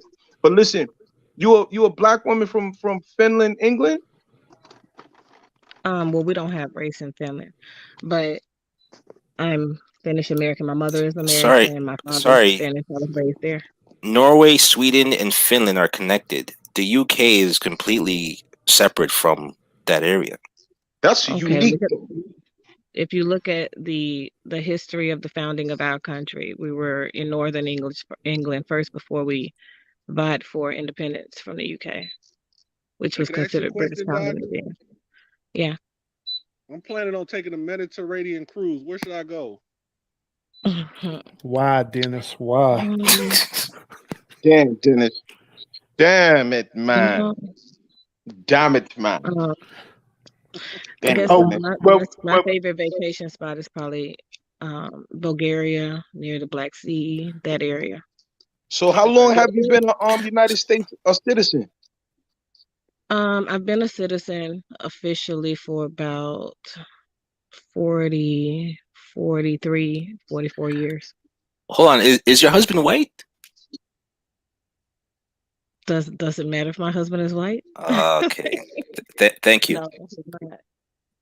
No, I mean it does matter. It does matter. According to houses, yeah, the value.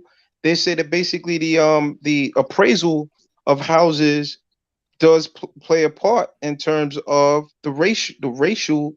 The race plays a part in the appraisal of houses in America. So I think that is an excellent question that he asked you, because it's been proven that race, whether you're married to a white person or whether a black person is married to a white person, that has an effect on the appraisal of their property. So Can you answer that question? Are you married to a Caucasian or European?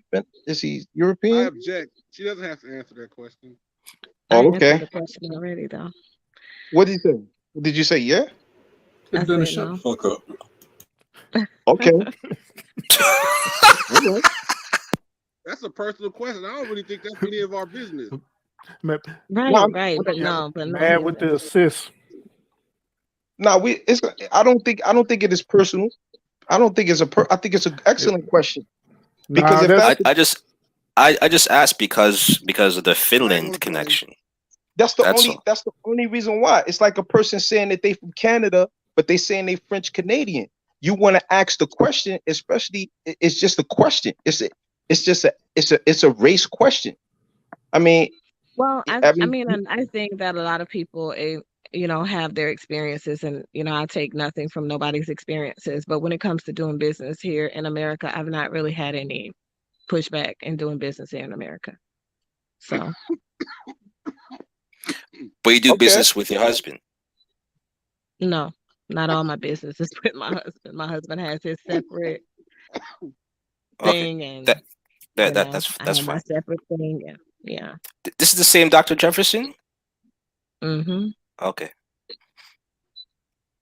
No. I mean, that's very interesting. It's interesting. We talking about race, and but this is not even a topic about race. This is Yeah, it's really pertaining to about yep, what yep. people are bringing to the table. So, but it was just interesting in terms of like when it was an interesting question because you said you was from Finland, and honestly speaking, I had already just was assuming. I didn't realize that you traveled so far. I thought you was Americans. American well, soil. Yeah, Reed. But I live we all are over the very, place, but I yeah, feel Reed, like we're it's very diverse on this panel. Oh, okay. I got you. I'm with you. Ain't nothing wrong with that. I think diversity is excellent. It's a good thing. But Dr. Jefferson, to be honest, you still didn't really answer part of my present question. Kind of what still danced around it. what His other question, question he asked? the question that he asked you The earlier. salary. Yeah. What about the salary again? The salaries are not they're not keeping up with inflation and also with the cost I of said living. So I agree with that part, but that's why I said that I agree with that part, but I said that when you're looking for affordability in a house, you can't be looking for what the bank has conditioned you that okay you qualify for, because the bank is conditioned in a certain way. That's why I mentioned Trent, with Edward Jones, because at the end of the day, you have to have, I understand that a lot of people don't value financial planners and things like that, but these people are in their field for a reason, and yeah, but they can help you get ahead with I the idea of disagree. what the bank is supposed to be doing. What their I job is to make money. I disagree because when you look at back 20, 30 years ago, the banks didn't have all of these quote unquote products that they're pushing to people now, right? With the FHA loans and the high interest loans. And the reason why they have all these products that they're selling to people in this generation, because they can't afford the standard conventional way. So they try to fudge the numbers to get people who normally wouldn't be able to afford a house to get them into the market to get their products and buy their products, thinking that they actually own a home when really they're just renting from the bank, right? So Okay, so right, so They're that's what I'm actually, saying. matter of fact, they're actually waiting for you to fail and your house and go on foreclosure. That's the yeah, hustle. yeah, that's exactly what happened in 2008. They knew that these people that were buying these homes based on those mortgages, they knew that they're going to default. So I think what you're saying the same thing that I'm saying. So, but the thing, your mindset is affordability is what you qualify for based on income. One of the people that is viewing that commented, she mentioned that you should be looking at how many kids you have, because how many kids you have is in because that's an important portion of it, because it tells you how many rooms do we need. So now when people buy houses, they don't buy houses based off of what they need. People buy houses based off of what the financial institution has said that they can afford. So affordability is meant to put you in a bind. If you purchase your home smarter, you look at what is it that I need, and based off of what your needs are, you go off of minimum necessities. But especially with your first home shouldn't be, you shouldn't be going out there, even if you make $100,000-$200,000. You shouldn't be going out there with the idea that, okay, I'm just going to go and buy this $1 million house because this is going to be an easy mortgage. You should be going out there saying, okay, what property can I purchase right now to build credit and equity? I'm going to purchase, because that means that you should have a significant amount in savings. You probably could afford it outright, but there is a method to the madness. Okay. But you somebody that's making a doctor's income. You know what I mean? What if you're a regular 9-to-5 average Joe? You're not gonna be able to save and put all that money away with the cost of living nowadays. The person that was the regular average Joe at the time is sitting next to me, and he's agreeing.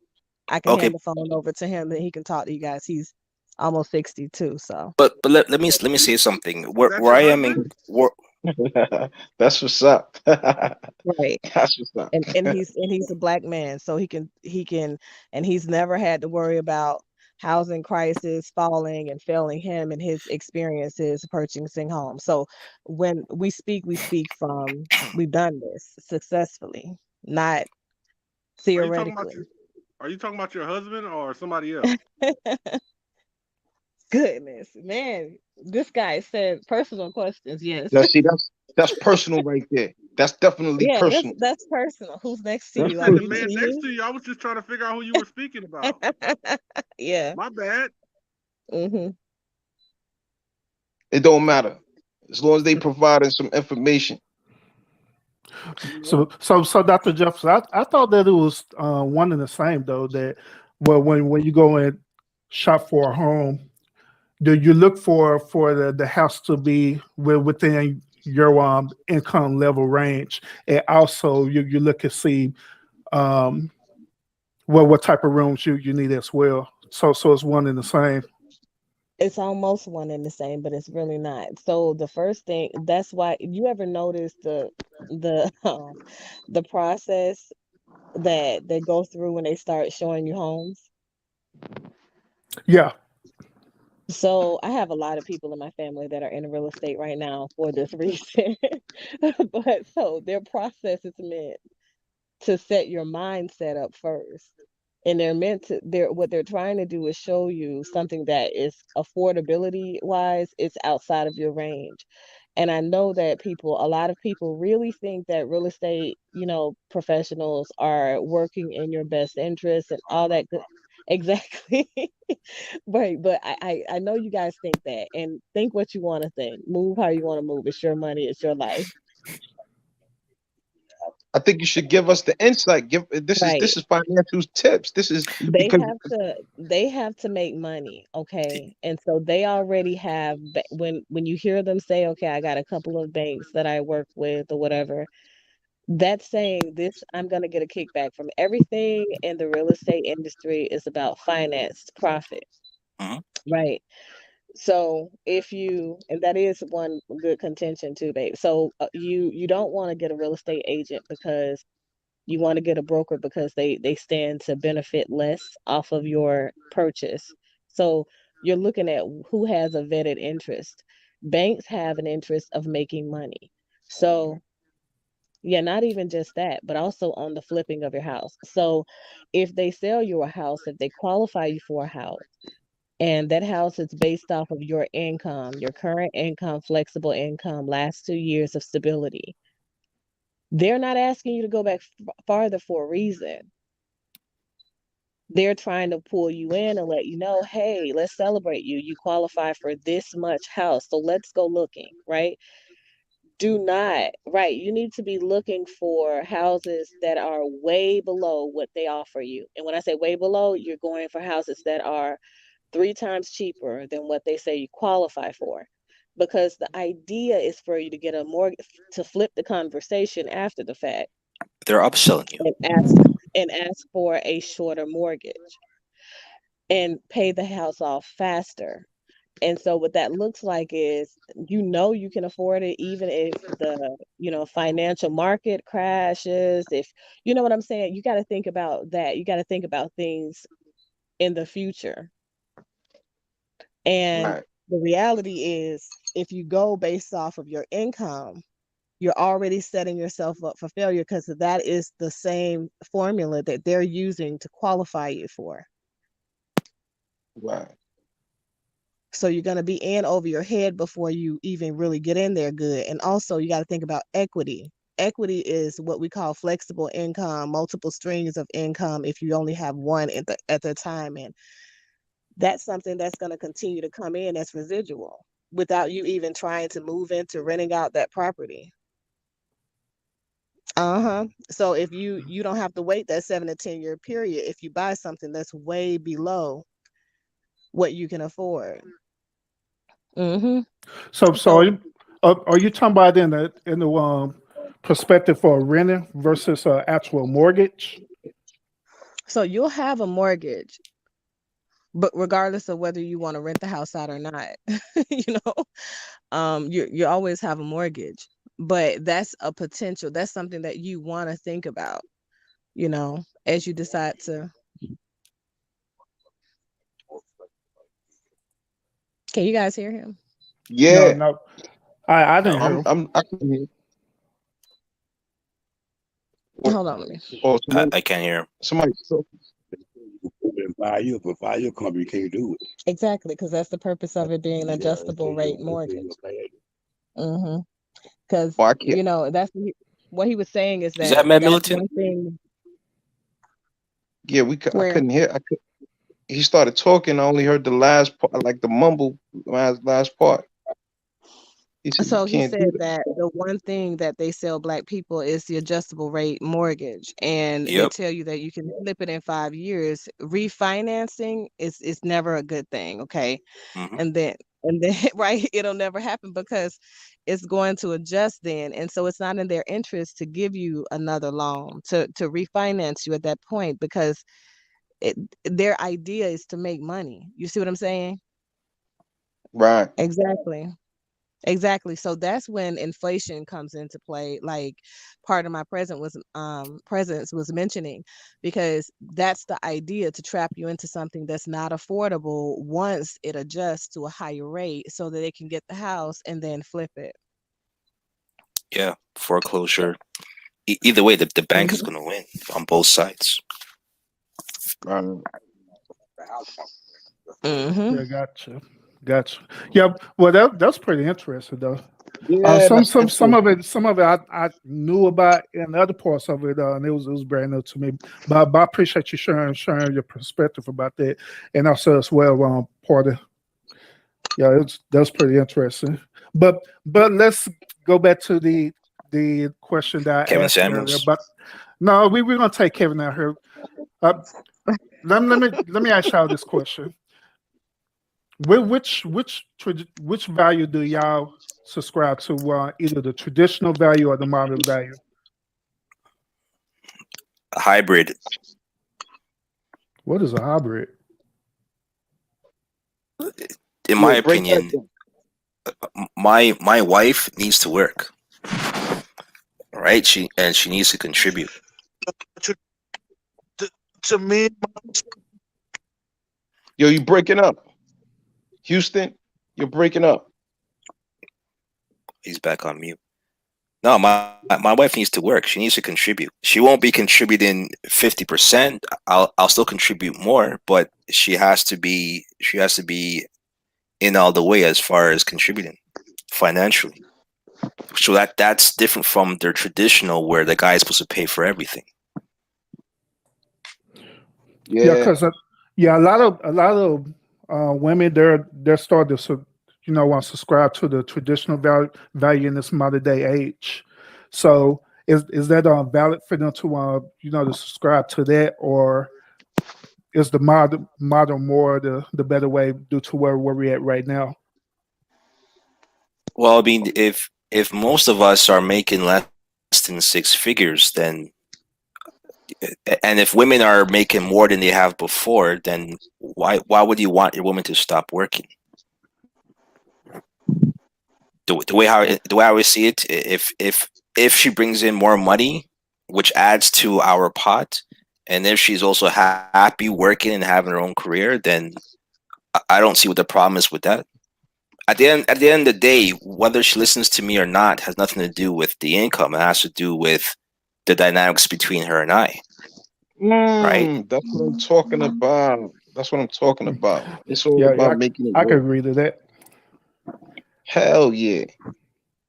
That's why I don't believe in the traditional. I don't believe in the traditional based on those conclusions right there. Because at the end of the day, it's all about what makes it work. Like whether she makes more, or whether he makes more, it's all about what makes it work, man. Because at the end of the day, it don't matter how much you make if it's not productive.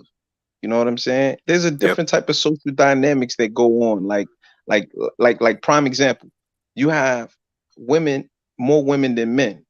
So you got a lot of women that choose men based on different factors, based on looks, based on whether they work out or whatever the case may be.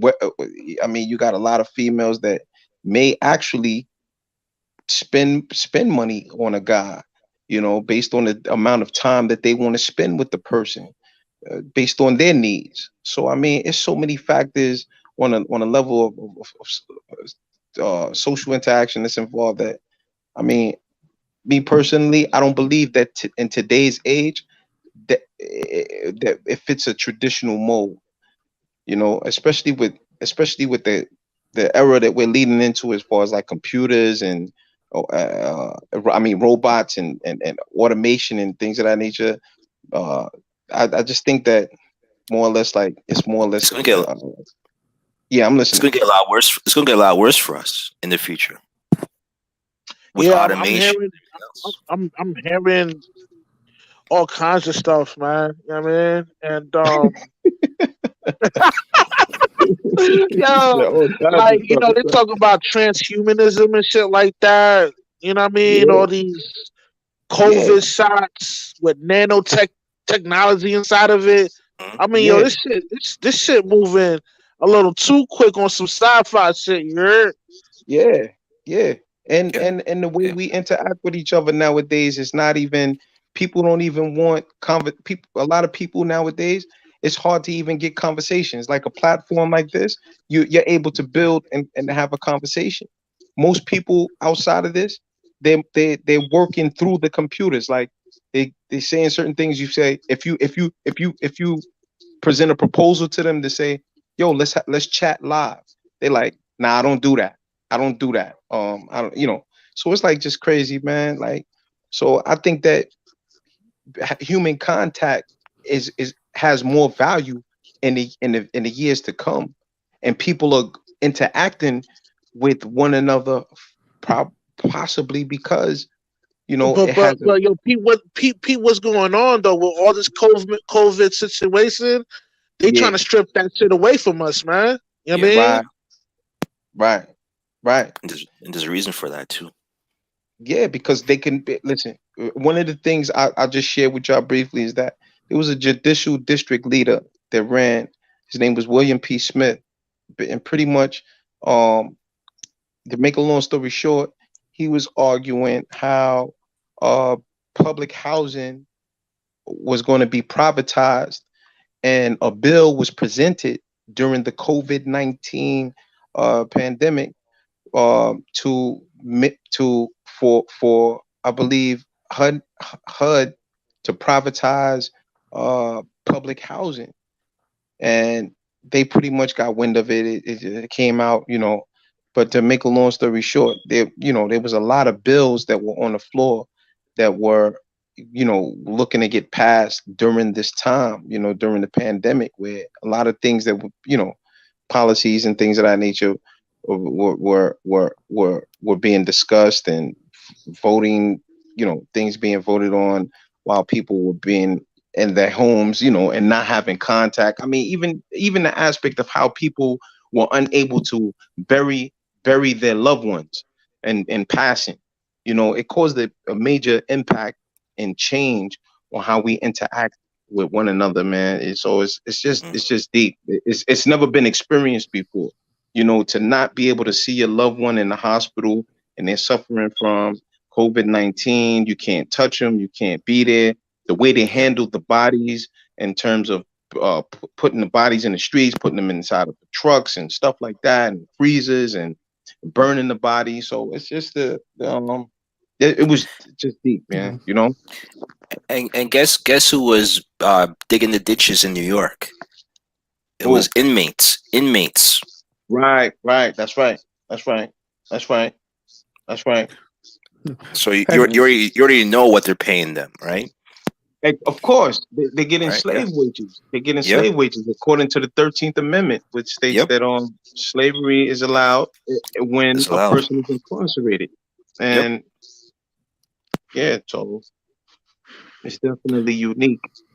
They're gonna enslave because they keep building more jails and schools. You know what I mean? Right. So why do you think? Why do you think that is, though? I would say, Dr. Jefferson. I said, why do you think that is, though? And like, why? So, do you guys think that they should not have had prisoners do this work, the manual labor? Well, it's not whether or not they should have them do the work. It's why they're exploiting the cheap labor. I don't think it's exploitation. They're in when jail, you have sir. It's supposed to be in so the it's not prison exploitation because it's exploitation. So I don't think you guys really know how government works when you have an assistant program in place and you're giving out millions and trillions of dollars and you're already in a deficit. Like, it's exactly. I don't know. It's just that's a whole nother conversation. That's way too much to explain. that But is a it whole is what it different is. They have to pay to house the people, so they work for free to help Right. pay off the offset to the taxpayers for paying to have them in there anyway. Exactly. So do we pay to be motherfucking guinea pigs? Right. When? For this fucking virus and this fucking vaccine. That's why it's optional. The virus ain't optional. Yeah. The virus is, so the pandemic is a separate entity. The vaccination is an optional component for people, so you don't have to get it. They are one and the same. The person who put it out there also had the vaccine already prepared to make that shit when they put this shit out. All this information is coming out. What you call it? No, it's true.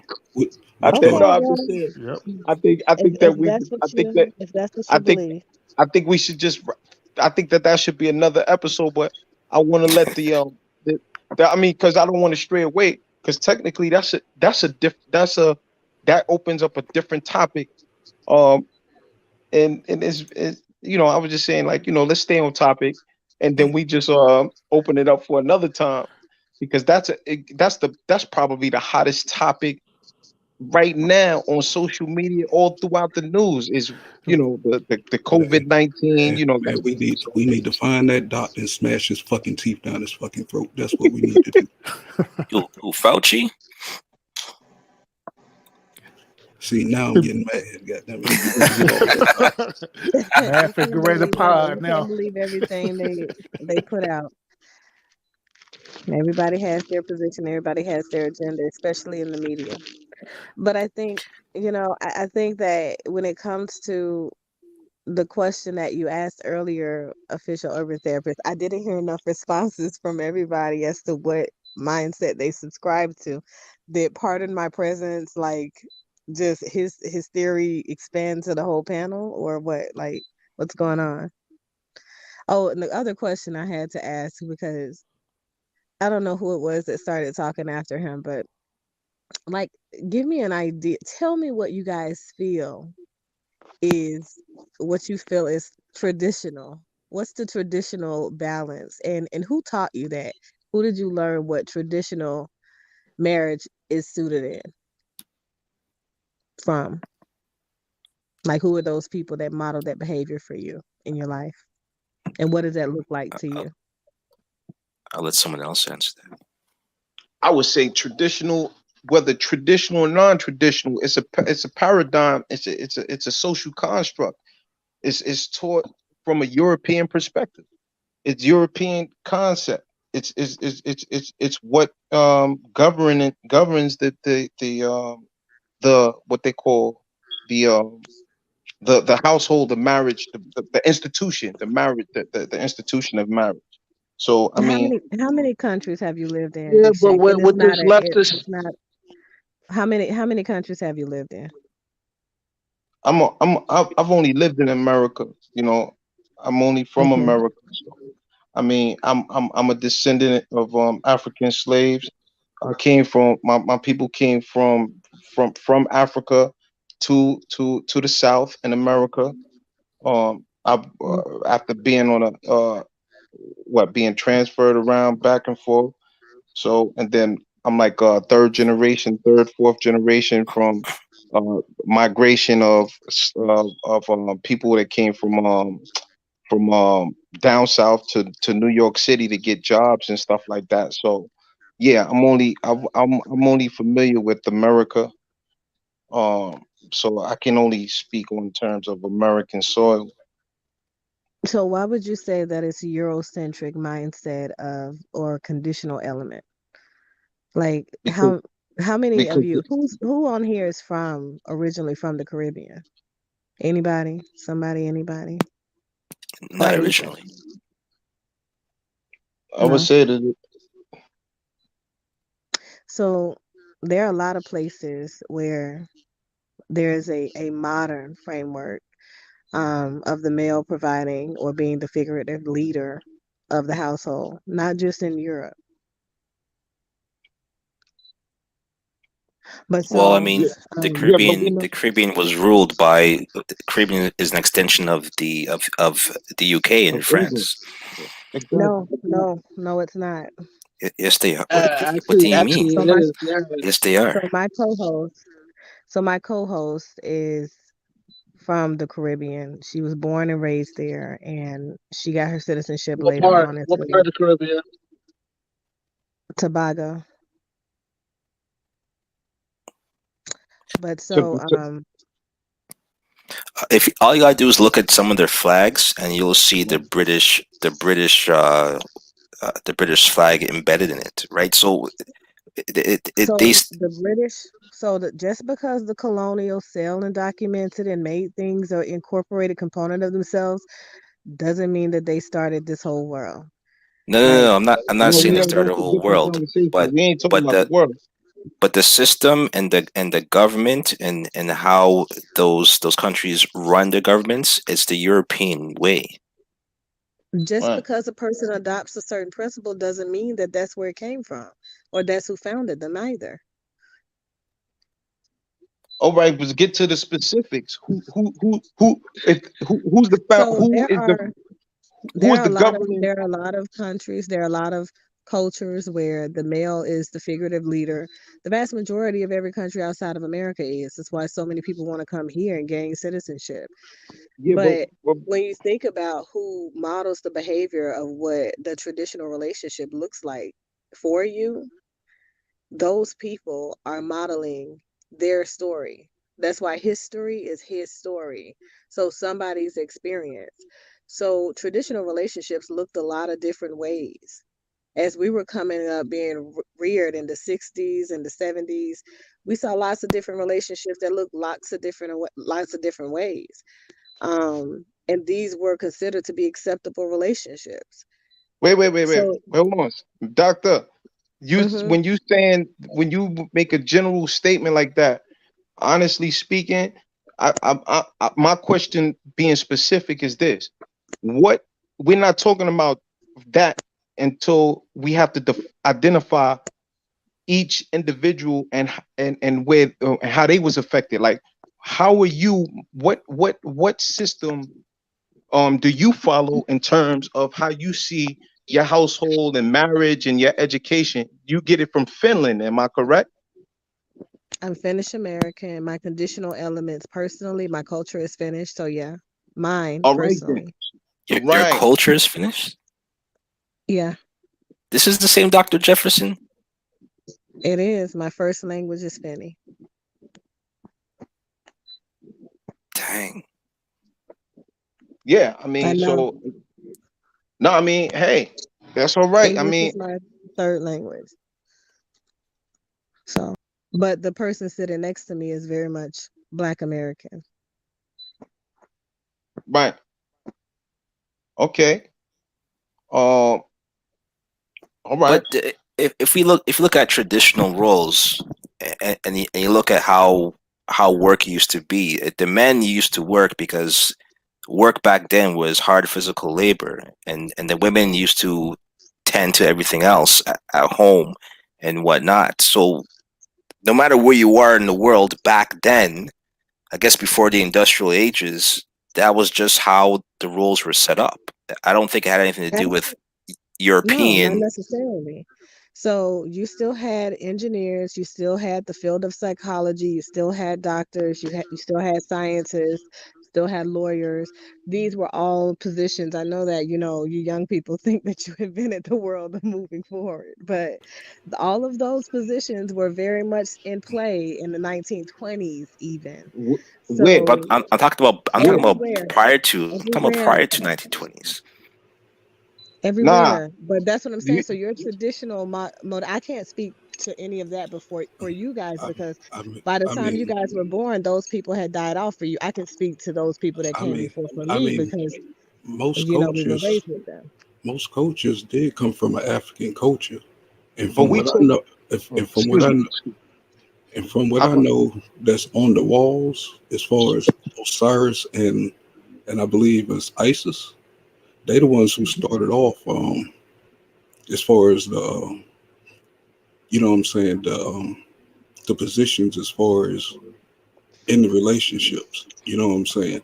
I believe before that time, women was doing doing a lot of things, and they wanted to separate of, you know what I'm saying, who was doing the farming and who was going to take care of the children. You know what I'm saying? So this Well, that system goes back thousands of years as far as what we're doing right now. the system does go back thousands of years, where the woman is not considered to be the tradesman or the brokerman. So the person responsible for bringing in the bulk of the finances. But that doesn't mean that just because she's not responsible for bringing it in, and bringing it in only means to be accounting for. So in various countries, women didn't have the right to work, to acquire funds, or anything, because women have always been deemed as property. If we look at in Italy, one of the main issues when I was coming up is there was still this lingering rumor about how women couldn't be in positions where they were the person that was responsible for bringing in the bulk of the income. And we came from a certain mindset for all people that are in Eurasia over there, But I that we thought were you sitting was with I the thought women you that were was poisoning their husbands and shit like that. But I thought that's you a was whole here for 43 years though. I've had citizenship for 43 years, 43, 44 in America. I've lived in every country, and I've traveled abroad. I was a medical doctor, epidemiology, infectious disease doctor. And that's what I did for the federal government here, which is how I gained citizenship primarily, um, without so restricted you access. so you like in the so you like military involved or something like that? I retired from that, transitioned to psychotherapy thereafter.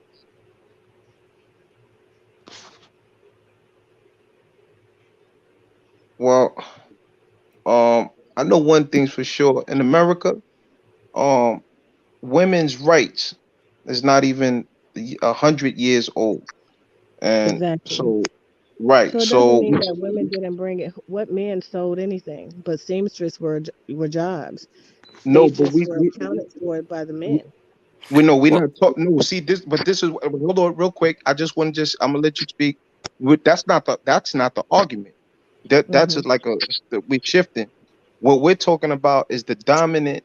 the dominant ideology and the dominant paradigm that is conclusive in the family institutions, the train of thought in terms of marriage. And we're talking about how women in white women in America, like Susan B. Anthony's and the European counterparts of European men, set the bar and the culture for themselves, excluding Black women here in America, because technically, during that time when they were speaking, when white women were speaking about having a certain type of freedom, Black women were still enslaved.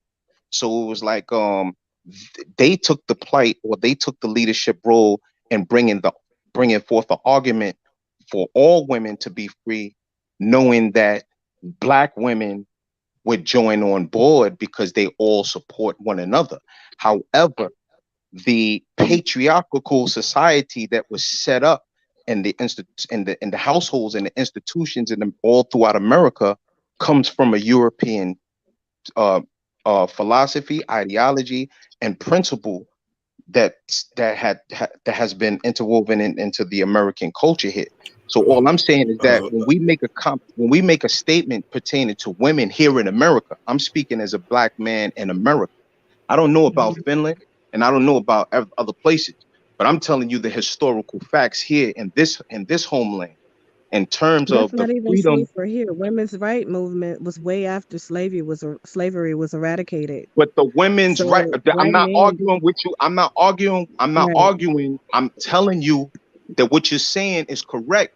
But the ideology is a momentum and a drive that's based on European white women. That don't Black make women sense. That don't make sense either, because European don't have no real culture. They got all their culture Exactly. They from vacated. Africans. We're Well, yeah, I talking was saying about about Africans Haiti or, and the other. or listen. Spanish Africans. No, it does make sense, because women, if you're talking about the ruling culture in terms of America, white men and white women, we're not They talking really about, did. we're talking about when Black women and Black men could not get married. When you look at the laws, and you can study in the law right now, and you can see the terms white supremacy, 3/4 of a man in terms of Blacks being not allowed to vote, not being allowed to get married, all of these things. We're talking about those things. We're talking about the fact that when you think in terms of marriage, you don't think, you think in terms of European, Eurocentric views. You don't think in terms of African ancestral rights of getting married. We're Maybe talking you about do. those. We're speaking about the facts here in America in terms of Black people weren't allowed to get married. Black people, Black women concept of the American dream with the hair straightening and everything, and makeup and all of the above comes from white women in America. No, it doesn't. In Africa, they've been doing that We're way not talking before about what they they were was doing doing in that in other. Africa. We were Okay, so stripped that of that. doesn't come from there. If you're saying that Black people are descendants of African people, makeup and straightening your hair and things like that, that's been around forever. Yes, The I Ashanti women, seen Agent Straighten Combs and all that stuff. right, and even the Ashanti women have been straightening their hair with We the not sun and hold on, products, and they're Doc. African. So, Doc. Just recently, let me explain something to you, Doc. Just recently, for the first time ever, until Kamala Harris said that it was Women's Day, no other women was talking about Black Women's Day or Women of Color Day. And let me explain another aspect. Prior to Madam C.J. Walker devised the stuff, the perm and all of that, because Black women were unable. Black women in America went through hell trying to get jobs because they have what they call assimilating processes here in America, where most individuals, most Black females up until this day, recently, since Black Lives Matter, you've been able to wait and go to work with your natural hair, with the braids and all of that. For years, for over 25 years, Black women had to straighten their hair to get certain jobs, to be employed in certain areas, in certain fields, and certain careers here in America. So when you're talking about, I get that that's what you think the standard is, no, but this it was is very much fact. accepted when I was here and I was coming up during the 70s and the 80s that the What, afro what is year? something What that year in the black 70s? women What year in the 70s? 71, 74, 77. It was a big thing for the afro. And that was a black woman's signature. She would put rollers in her hair and make sure it's straightened out and smoothed out. And she was able to acquire her curl in the right directions to make it stand up for the duration of how long she wanted her hairstyle. And not just black women, they started it, but then also the white women started to do it with the big hair in the 80s. All right, If you look at but Farrah what? Fawcett's But we, hairstyle, that's okay, where it but comes from. if you link any of the hair or the traditions of hair and all of these things have to do with affirmative action. It has to do with certain careers and certain opportunities So you're that were talking being. about I'm trying to tell. I'm just trying. I'm no, talking that has about. that I'm trying has to talk nothing. I about. lived through it. All So right, but you won't. these perceptions that you guys have are You we're talking about laws. Laws are one thing, right? So and if you they feel like you need a intertwine law to and represent your interests, fine. you. But No, it's this not is always the a fact. necessity. The facts. No. We talking about the facts. This. Hey, Ray, you got to give her a chance to respond back to you. But my thing is, it's not always a necessity to have a law. You know, you guys talk about marriage and things like that being legalized for a black man to get married. There were black men that came over here that founded this country with other colonists, Mormon, because there was no black and white at the time, and they were obviously married. So the thing is, when you're moving from when you talk about the black American experience, it's a difference between enslaved black Americans and other people that were black Americans also over here at the same time. And that transition during integration looked very different. But to go back to the point of contention, when you think about what the relationships have been modeled that show you what traditions are. Traditions are based off of the traditional marriage is based off of the male is the figurative head. So if a woman is in a household then that woman's income is counted under her man, because essentially we've always been in situations where women have had trades and skills that they were, paid for. But typically that money was put to the side in the household to purchase food items and things like that to attend to the household. And then the husband would still allocate those funds. It's really about so traditional marriage is about deferring authority to the male. It's not about who brings in money. It's never been about who brings in money, because traditional males do not they don't account for, they don't think about what their woman is bringing in. They just allocate the funds.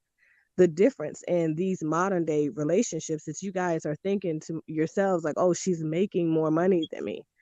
As a result, when you're thinking like that, when you're thinking about that, you start to look towards whether or not you're emasculated by her position in the relationship, by her financial position in the relationship, her emotional position in the relationship. And that causes a significant degree of confusion. So like, I think that when people tell people something in America, or you guys read something, you take that for what it is. It's not lived experiences.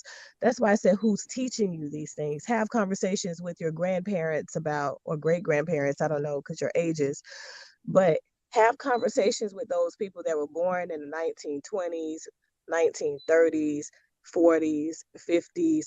Have those conversations with them and ask them about what they felt were relationship goals, and then have conversations with them about what shaped their perceptions. Also, people that were born in the 60s and the 70s, they were the children typically of that previous era, you can ask them about what they observed in their families' interactional patterns when it comes to moms and dads. I mean, there's many Oftentimes, men factors were like that. gone for a very long time, because they had a whole nother family in other places. How do you think their wives were able to bury them?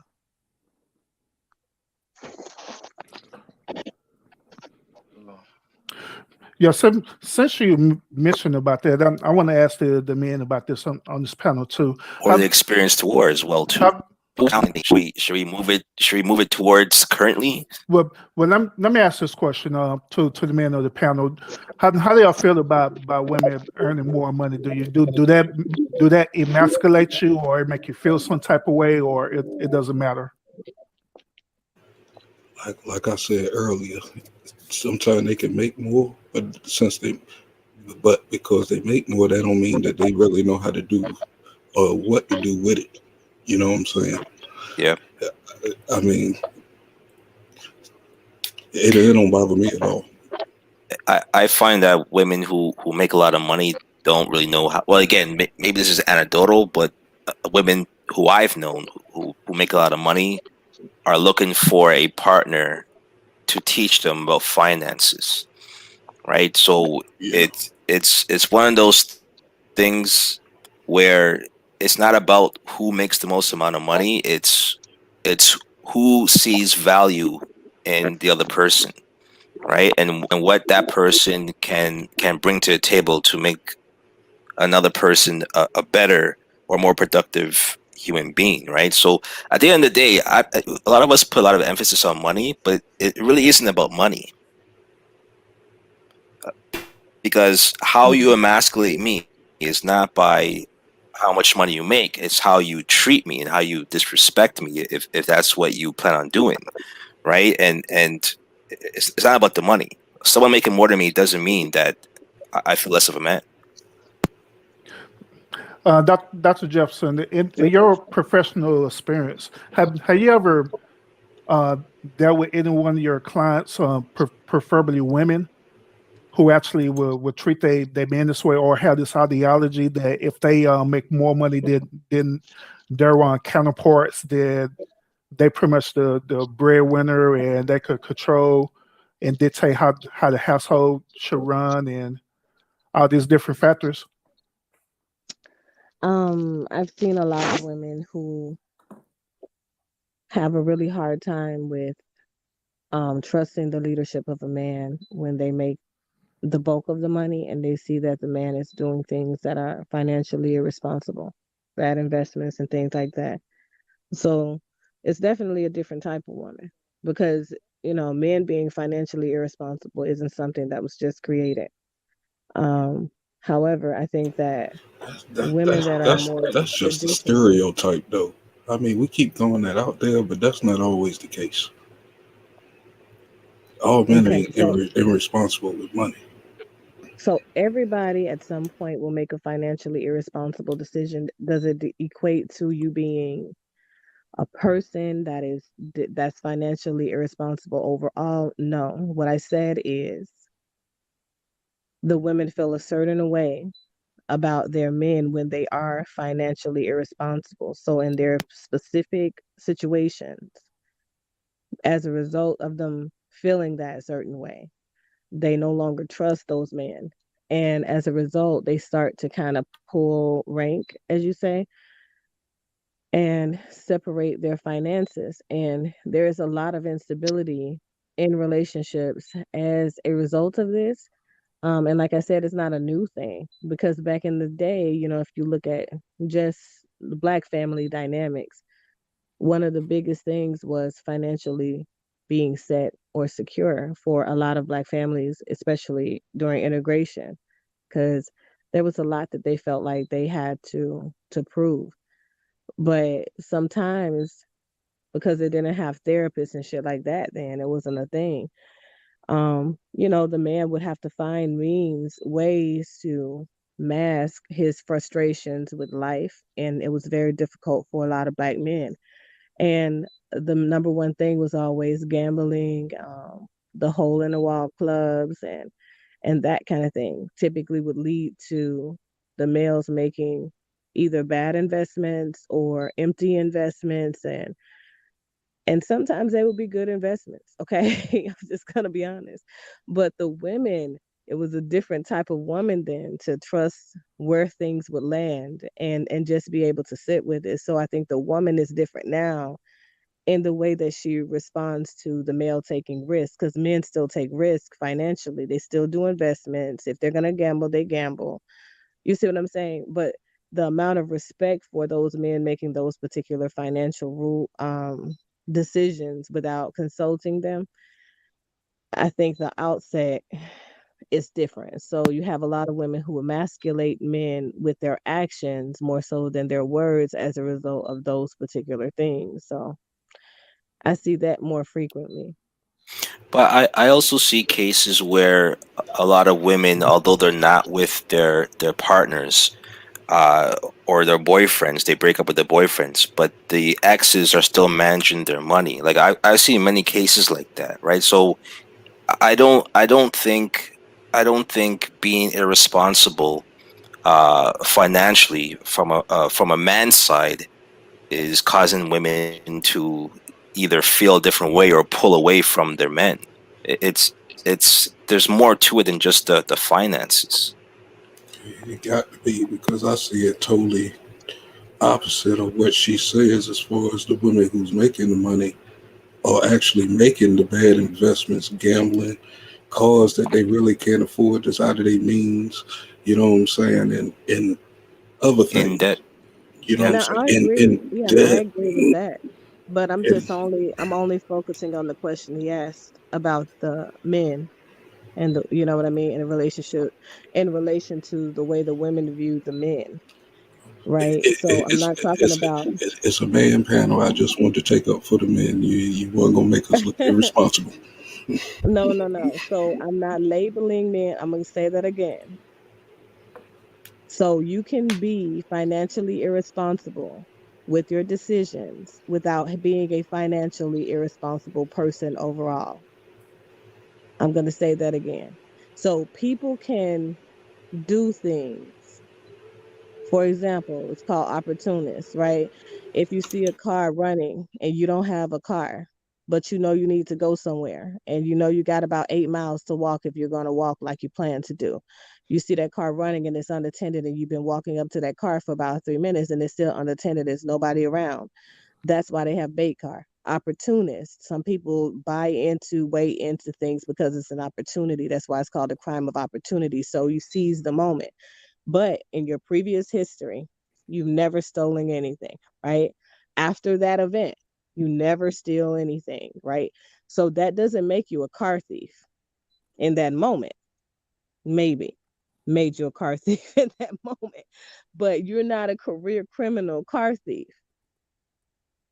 You see what I'm saying? So you can make poor decisions without being a person that typically makes poor decisions. However, what I'm speaking to is the fact that oftentimes in modern day women, they use those very singular events to determine how they position themselves in the relationship with their man moving forward.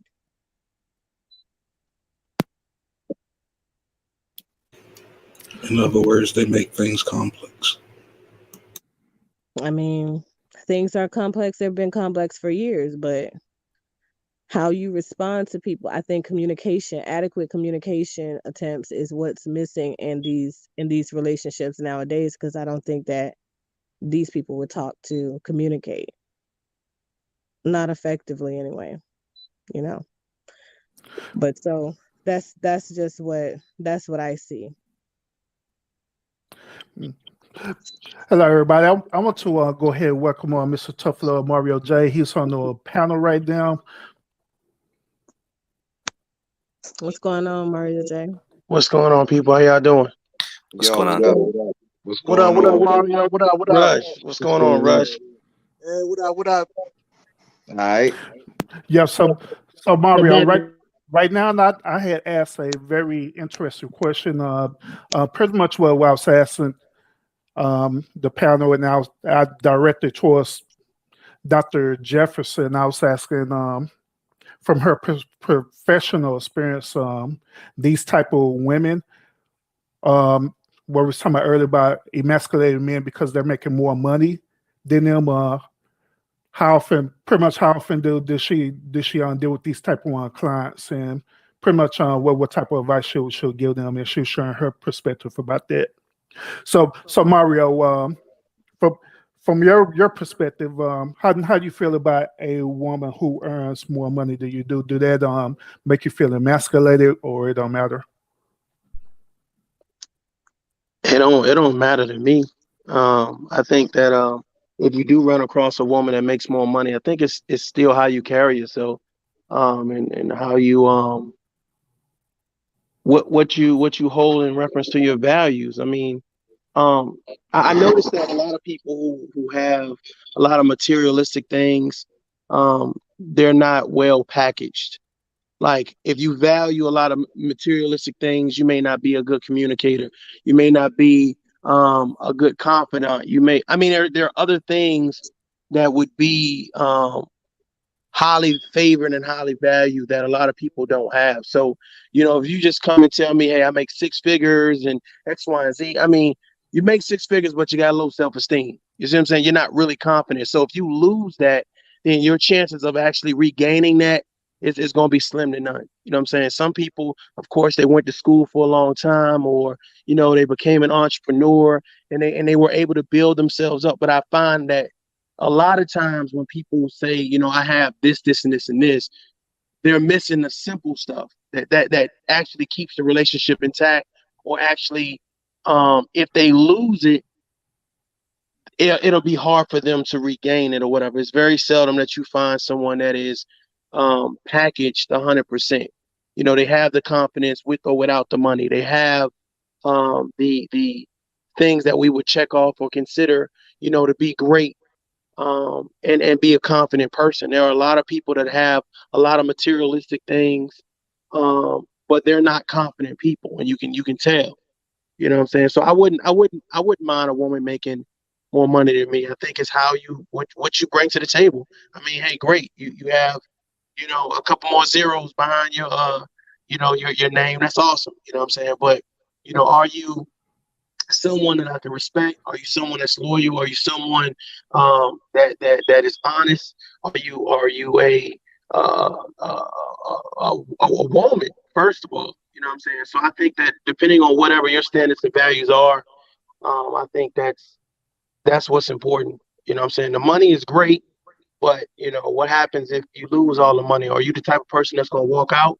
Are you the type of person that's going to regain and build? Or are you just the type of person that's going to, blow your head off? You know what I'm saying? So don't think because someone makes more money than you, that lessens your value. It actually doesn't. You know what I'm saying? Because you can have more self-confidence than a person that's rich, and their only confidence is their money. So if they lose their money, then they're going to lose their self.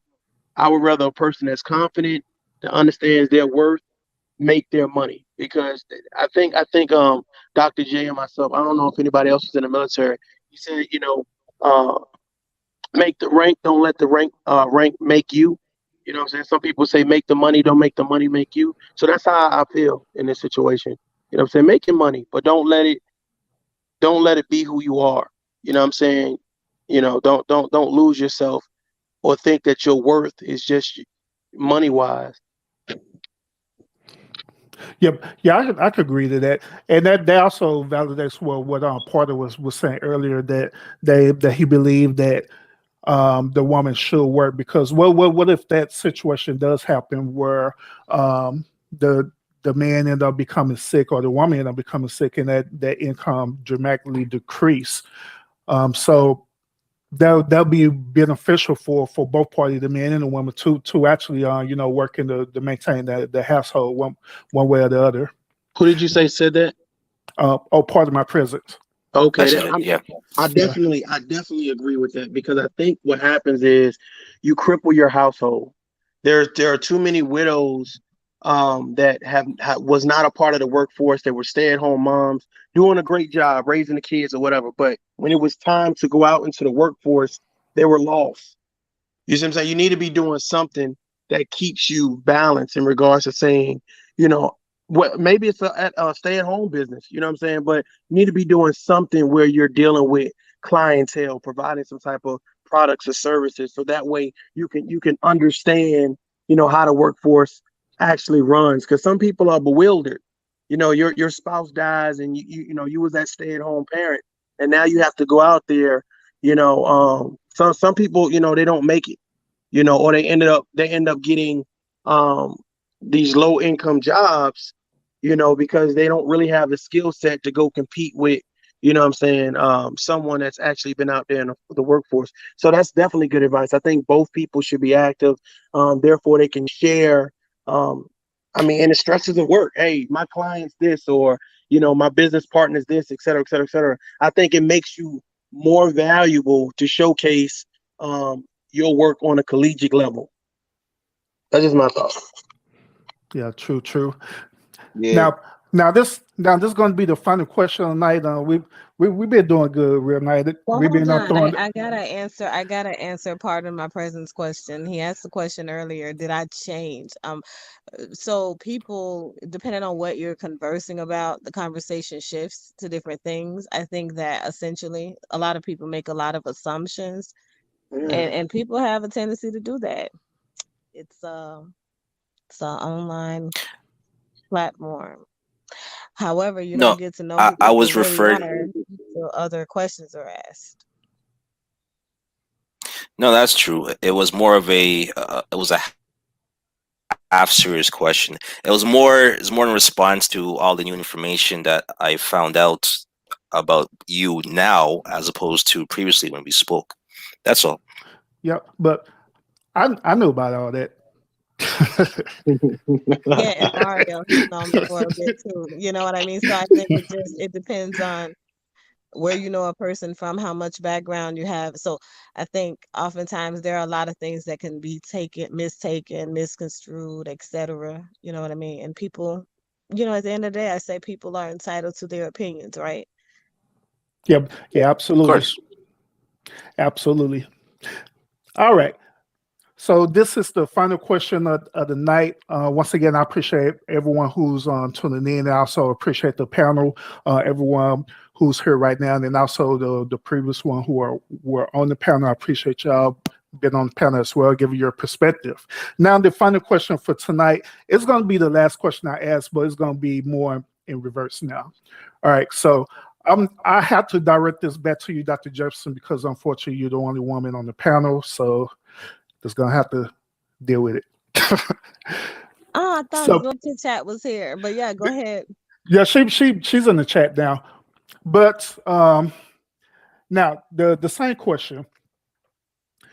Would you accept a man who's bringing to the table either minimum wage income or at least $15 an hour income? Would that be acceptable income to bring to the table? And also keep in mind too. Let me get to the situation too. Keep in mind that this is a income where it could be a job or career that he loves doing. He's not going to change. He don't want to elevate. He don't want to go up and down like that. This is his passion, and his passion just so happened let him earn $15 an hour, which is less than your current income. I guess the first question would be, how would I know that? Because he's going to communicate that with you and tell you that, hey, I'm making $15 an hour. I'm doing X, Y, Z, and I enjoy doing X, Y, Z, and this is where I'm at. I don't know. I'm gonna be honest. I would be turned off by the conversation of finance. I would be turned off initially, just because I feel like a lot of people are finance driven in America, and I make it a point of contention for myself personally. And I've never been a person that discusses finance, as far as like what you're making. I'm more interested in your career. And the thing is, in a conversation around careers, and where he sees himself in 5 to 10 years, that would probably dismiss the whole conversation. So I wouldn't be seated with someone like that. No, that's what I'm saying. This is his actual career. He's just making that amount of money. He's content on making it, not because he don't have the passion to want to elevate. It's because this is his passion. The way he's doing it is just so happy he does that's his earnings that he's making, and he does. And y'all having this conversation, and he just telling you what it is. Yeah, but that's what I'm saying. So when I ask people the question, where do you see yourself in 5 to 10 years? That's where it will come up, and that's where we would be already dismissed. So the finances component wouldn't come up. Real quick.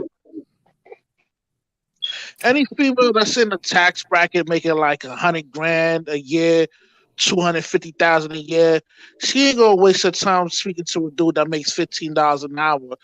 A female's natural instinct is to find somebody that could provide for her. You know what I mean? If she's looking at a dude that's making 15 an hour, she's not even gonna waste the time because they don't have the capability of downgrading, dealing with somebody that makes less than them.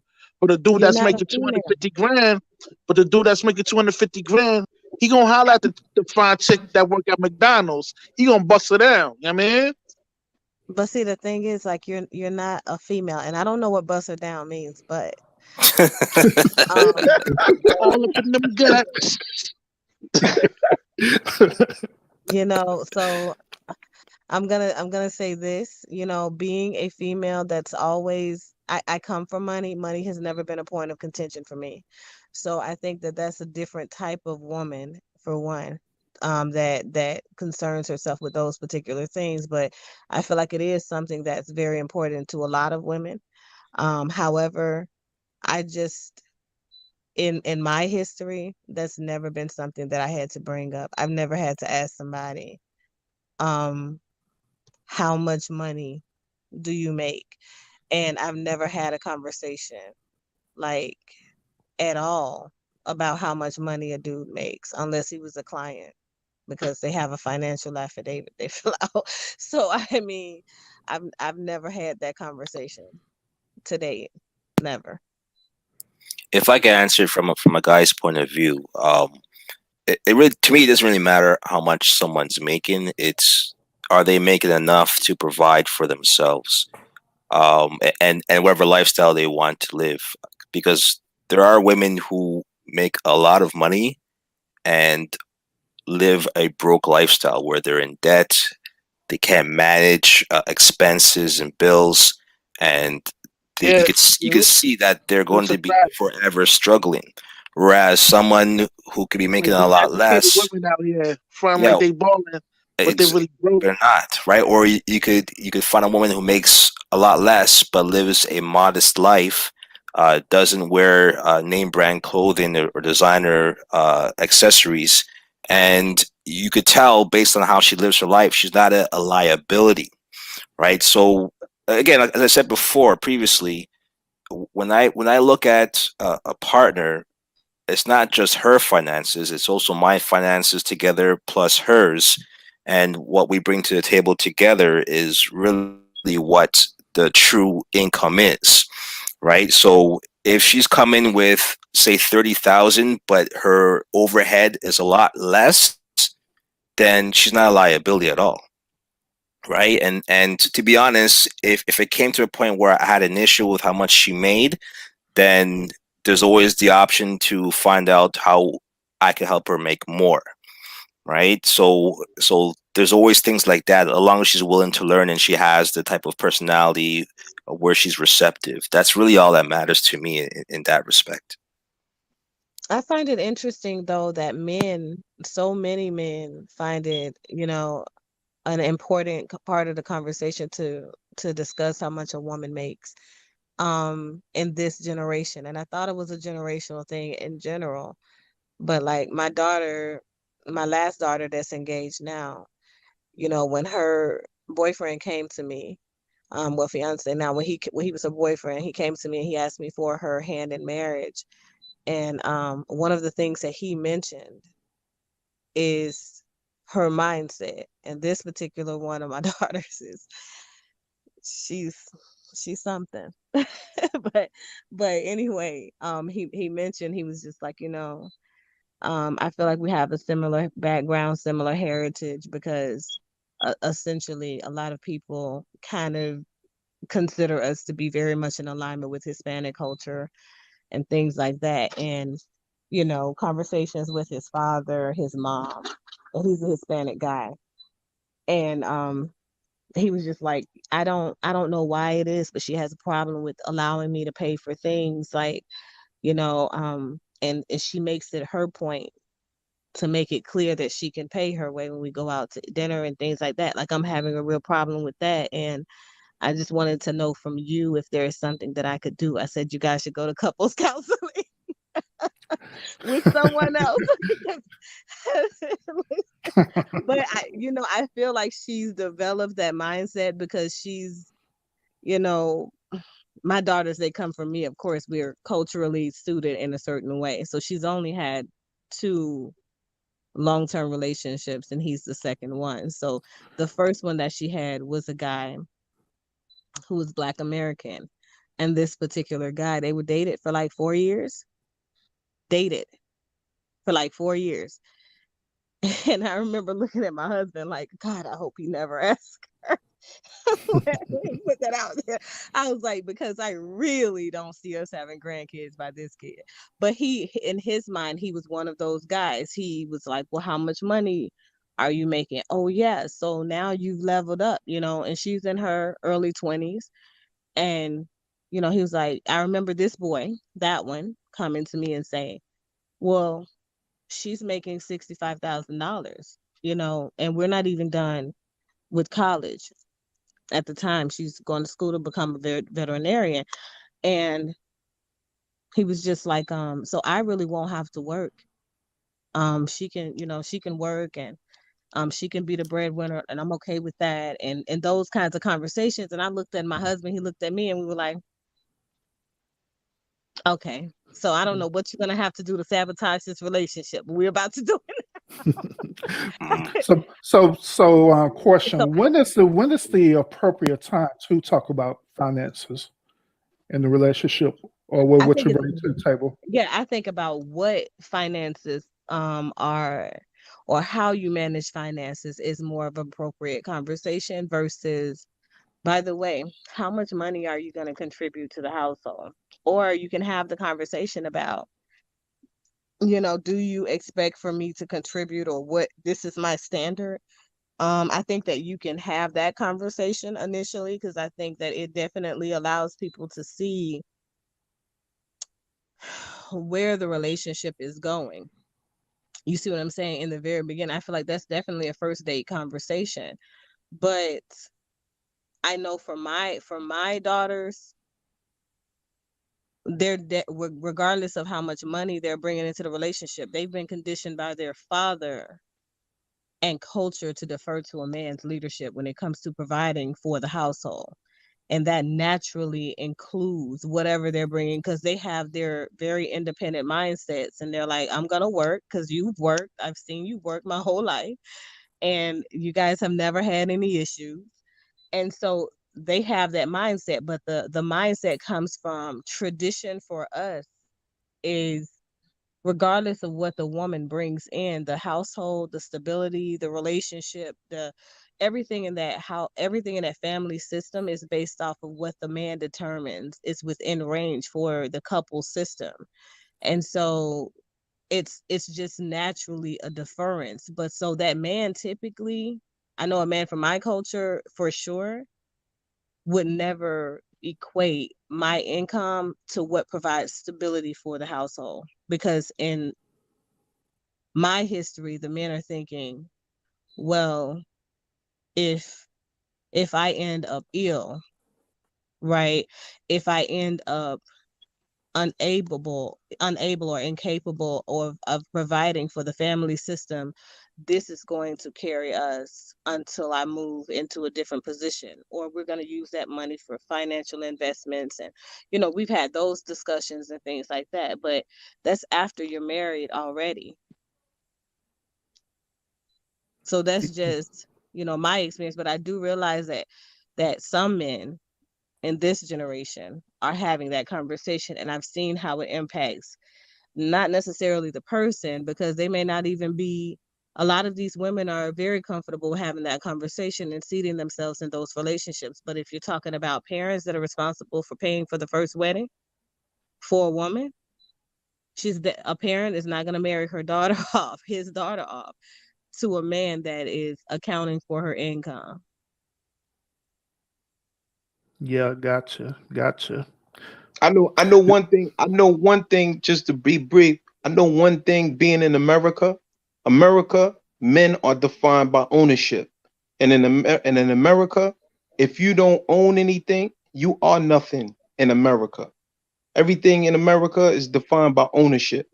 And I believe that men, now, even though I'm making a hasty generalization, it's a fallacy, but most of the time, being in America, men are defining themselves based on economic class, based on that philosophical principle that ownership defines the individual in America. And so, when you don't own anything, you are nothing. And so, I don't know how it is in other places, but I'm just like listening and I'm learning, and I'm realizing that that basically like even with the aspect of what you just shared in terms of a female yielding to the man's I guess the leadership in the household. To me personally, I don't agree with that. I agree in terms of partnership. I agree that the woman has just as much insight into the development and the growth and the vision of the way the family should be going, as just as well as the men. And I agree with you in terms of finances should not be a dominant factor in determining, like in terms of a male having financial stability or being the breadwinner. That should not determine the vision of where the family structure should be heading. But by no means do I agree that a male should be the dominant factor. I believe that the marriage is a partnership, and that if the man should be equal in terms of being able to head the vision of that partnership financially, just as well as the female. But they should also agree to their roles and participating in the relationship in whatever role they choose to be a part of. But yeah, I mean, it depends on what kind of the relationship the couple has. If it's like that's what I said. That's why I said it's an agreement. It has to be an agreement. If I want that type of female, or if the female wants that type of male, then say like that's an agreement that we agreeing to in terms of that. But I don't. But for me I look at it like this. I believe a traditional model here in America puts the woman under the rule of the man, based on a patriarchal model. And yeah, but we had it towards a matriarch. The woman is deferring to a man's leadership, but it doesn't mean that she doesn't have a voice. So what I said is she defers to his leadership for a final decision. So a woman's position in the relationship is one of the advisor. That's her job. Her job is to be the compass of a man, to be his peace, to be his reason, to give him the options in which he weighs on. So if the man, but most women don't play that. They don't play that role. You know what I mean? I'm not saying that they do. I'm just saying that's for traditional marriages. So amongst all of the females that I know, that are married, that are in this age group where traditional marriages were a thing and they've been married for 30 plus 40 years, that's what our relationship principles are. Like, I see that you guys have this concept, that this construct of traditional marriages look a particular way because you're looking at what laws dictate. Okay, women were able to enter the workforce, blah, blah, blah. But women have always been the behind the scene Now, managers of well, the situation of the household, and that means that they will make money. They just won't make it in the traditional sense. but Doc, this is I think we just like this is something to include.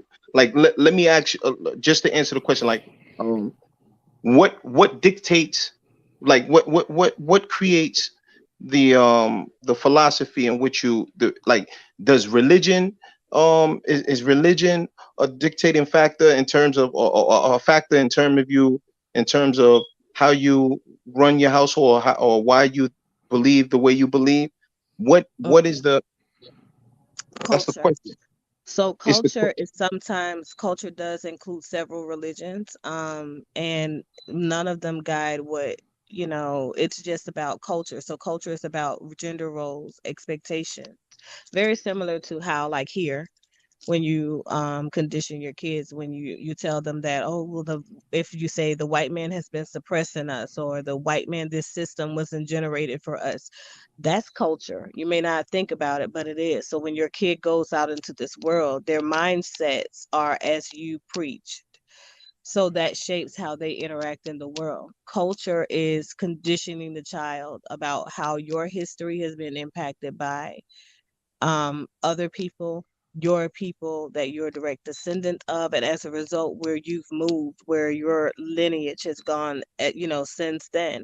And so culture is not always inclusive of the same religion across the board, because there may be people with several different religions within that culture, but the gender role expectation can look very much the same across the board, because you can expect for the man to lead. You can have the expectation of the woman to follow. You can have the expectation for the woman to continue to provide the legacy. You can have the expectation of the woman to be the person that is guiding, the structure of the household stability. You understand what I'm saying? So you can have those expectations and condition those children effectively. And like I mentioned, in Caribbean culture, even though they may not be, because they're also not rooted in religion as a primary base of their cultural conditioning when it comes to gender expectations, but they definitely raise women to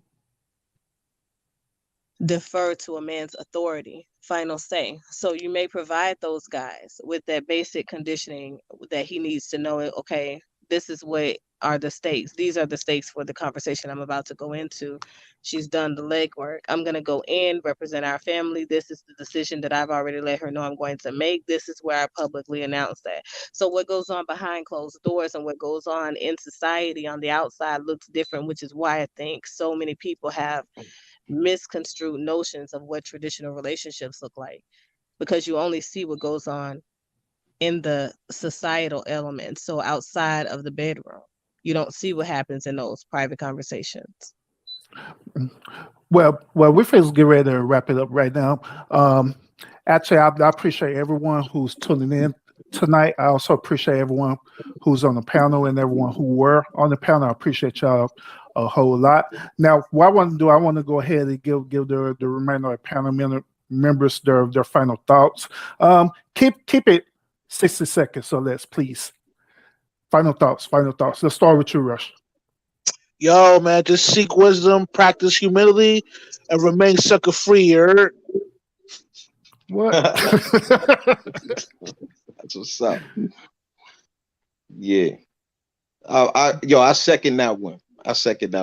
And it was an honor and a blessing and a privilege, man, to be here and to speak about these topics. And thank you. Thank you all. So the panel has been interesting. I hope you guys have a good night, Yeah, the doctor sounds very tired. I'm not tired. I'm not tired. I'm about to do some work now, actually. Oh, yeah. Payroll stuff gotta be approved.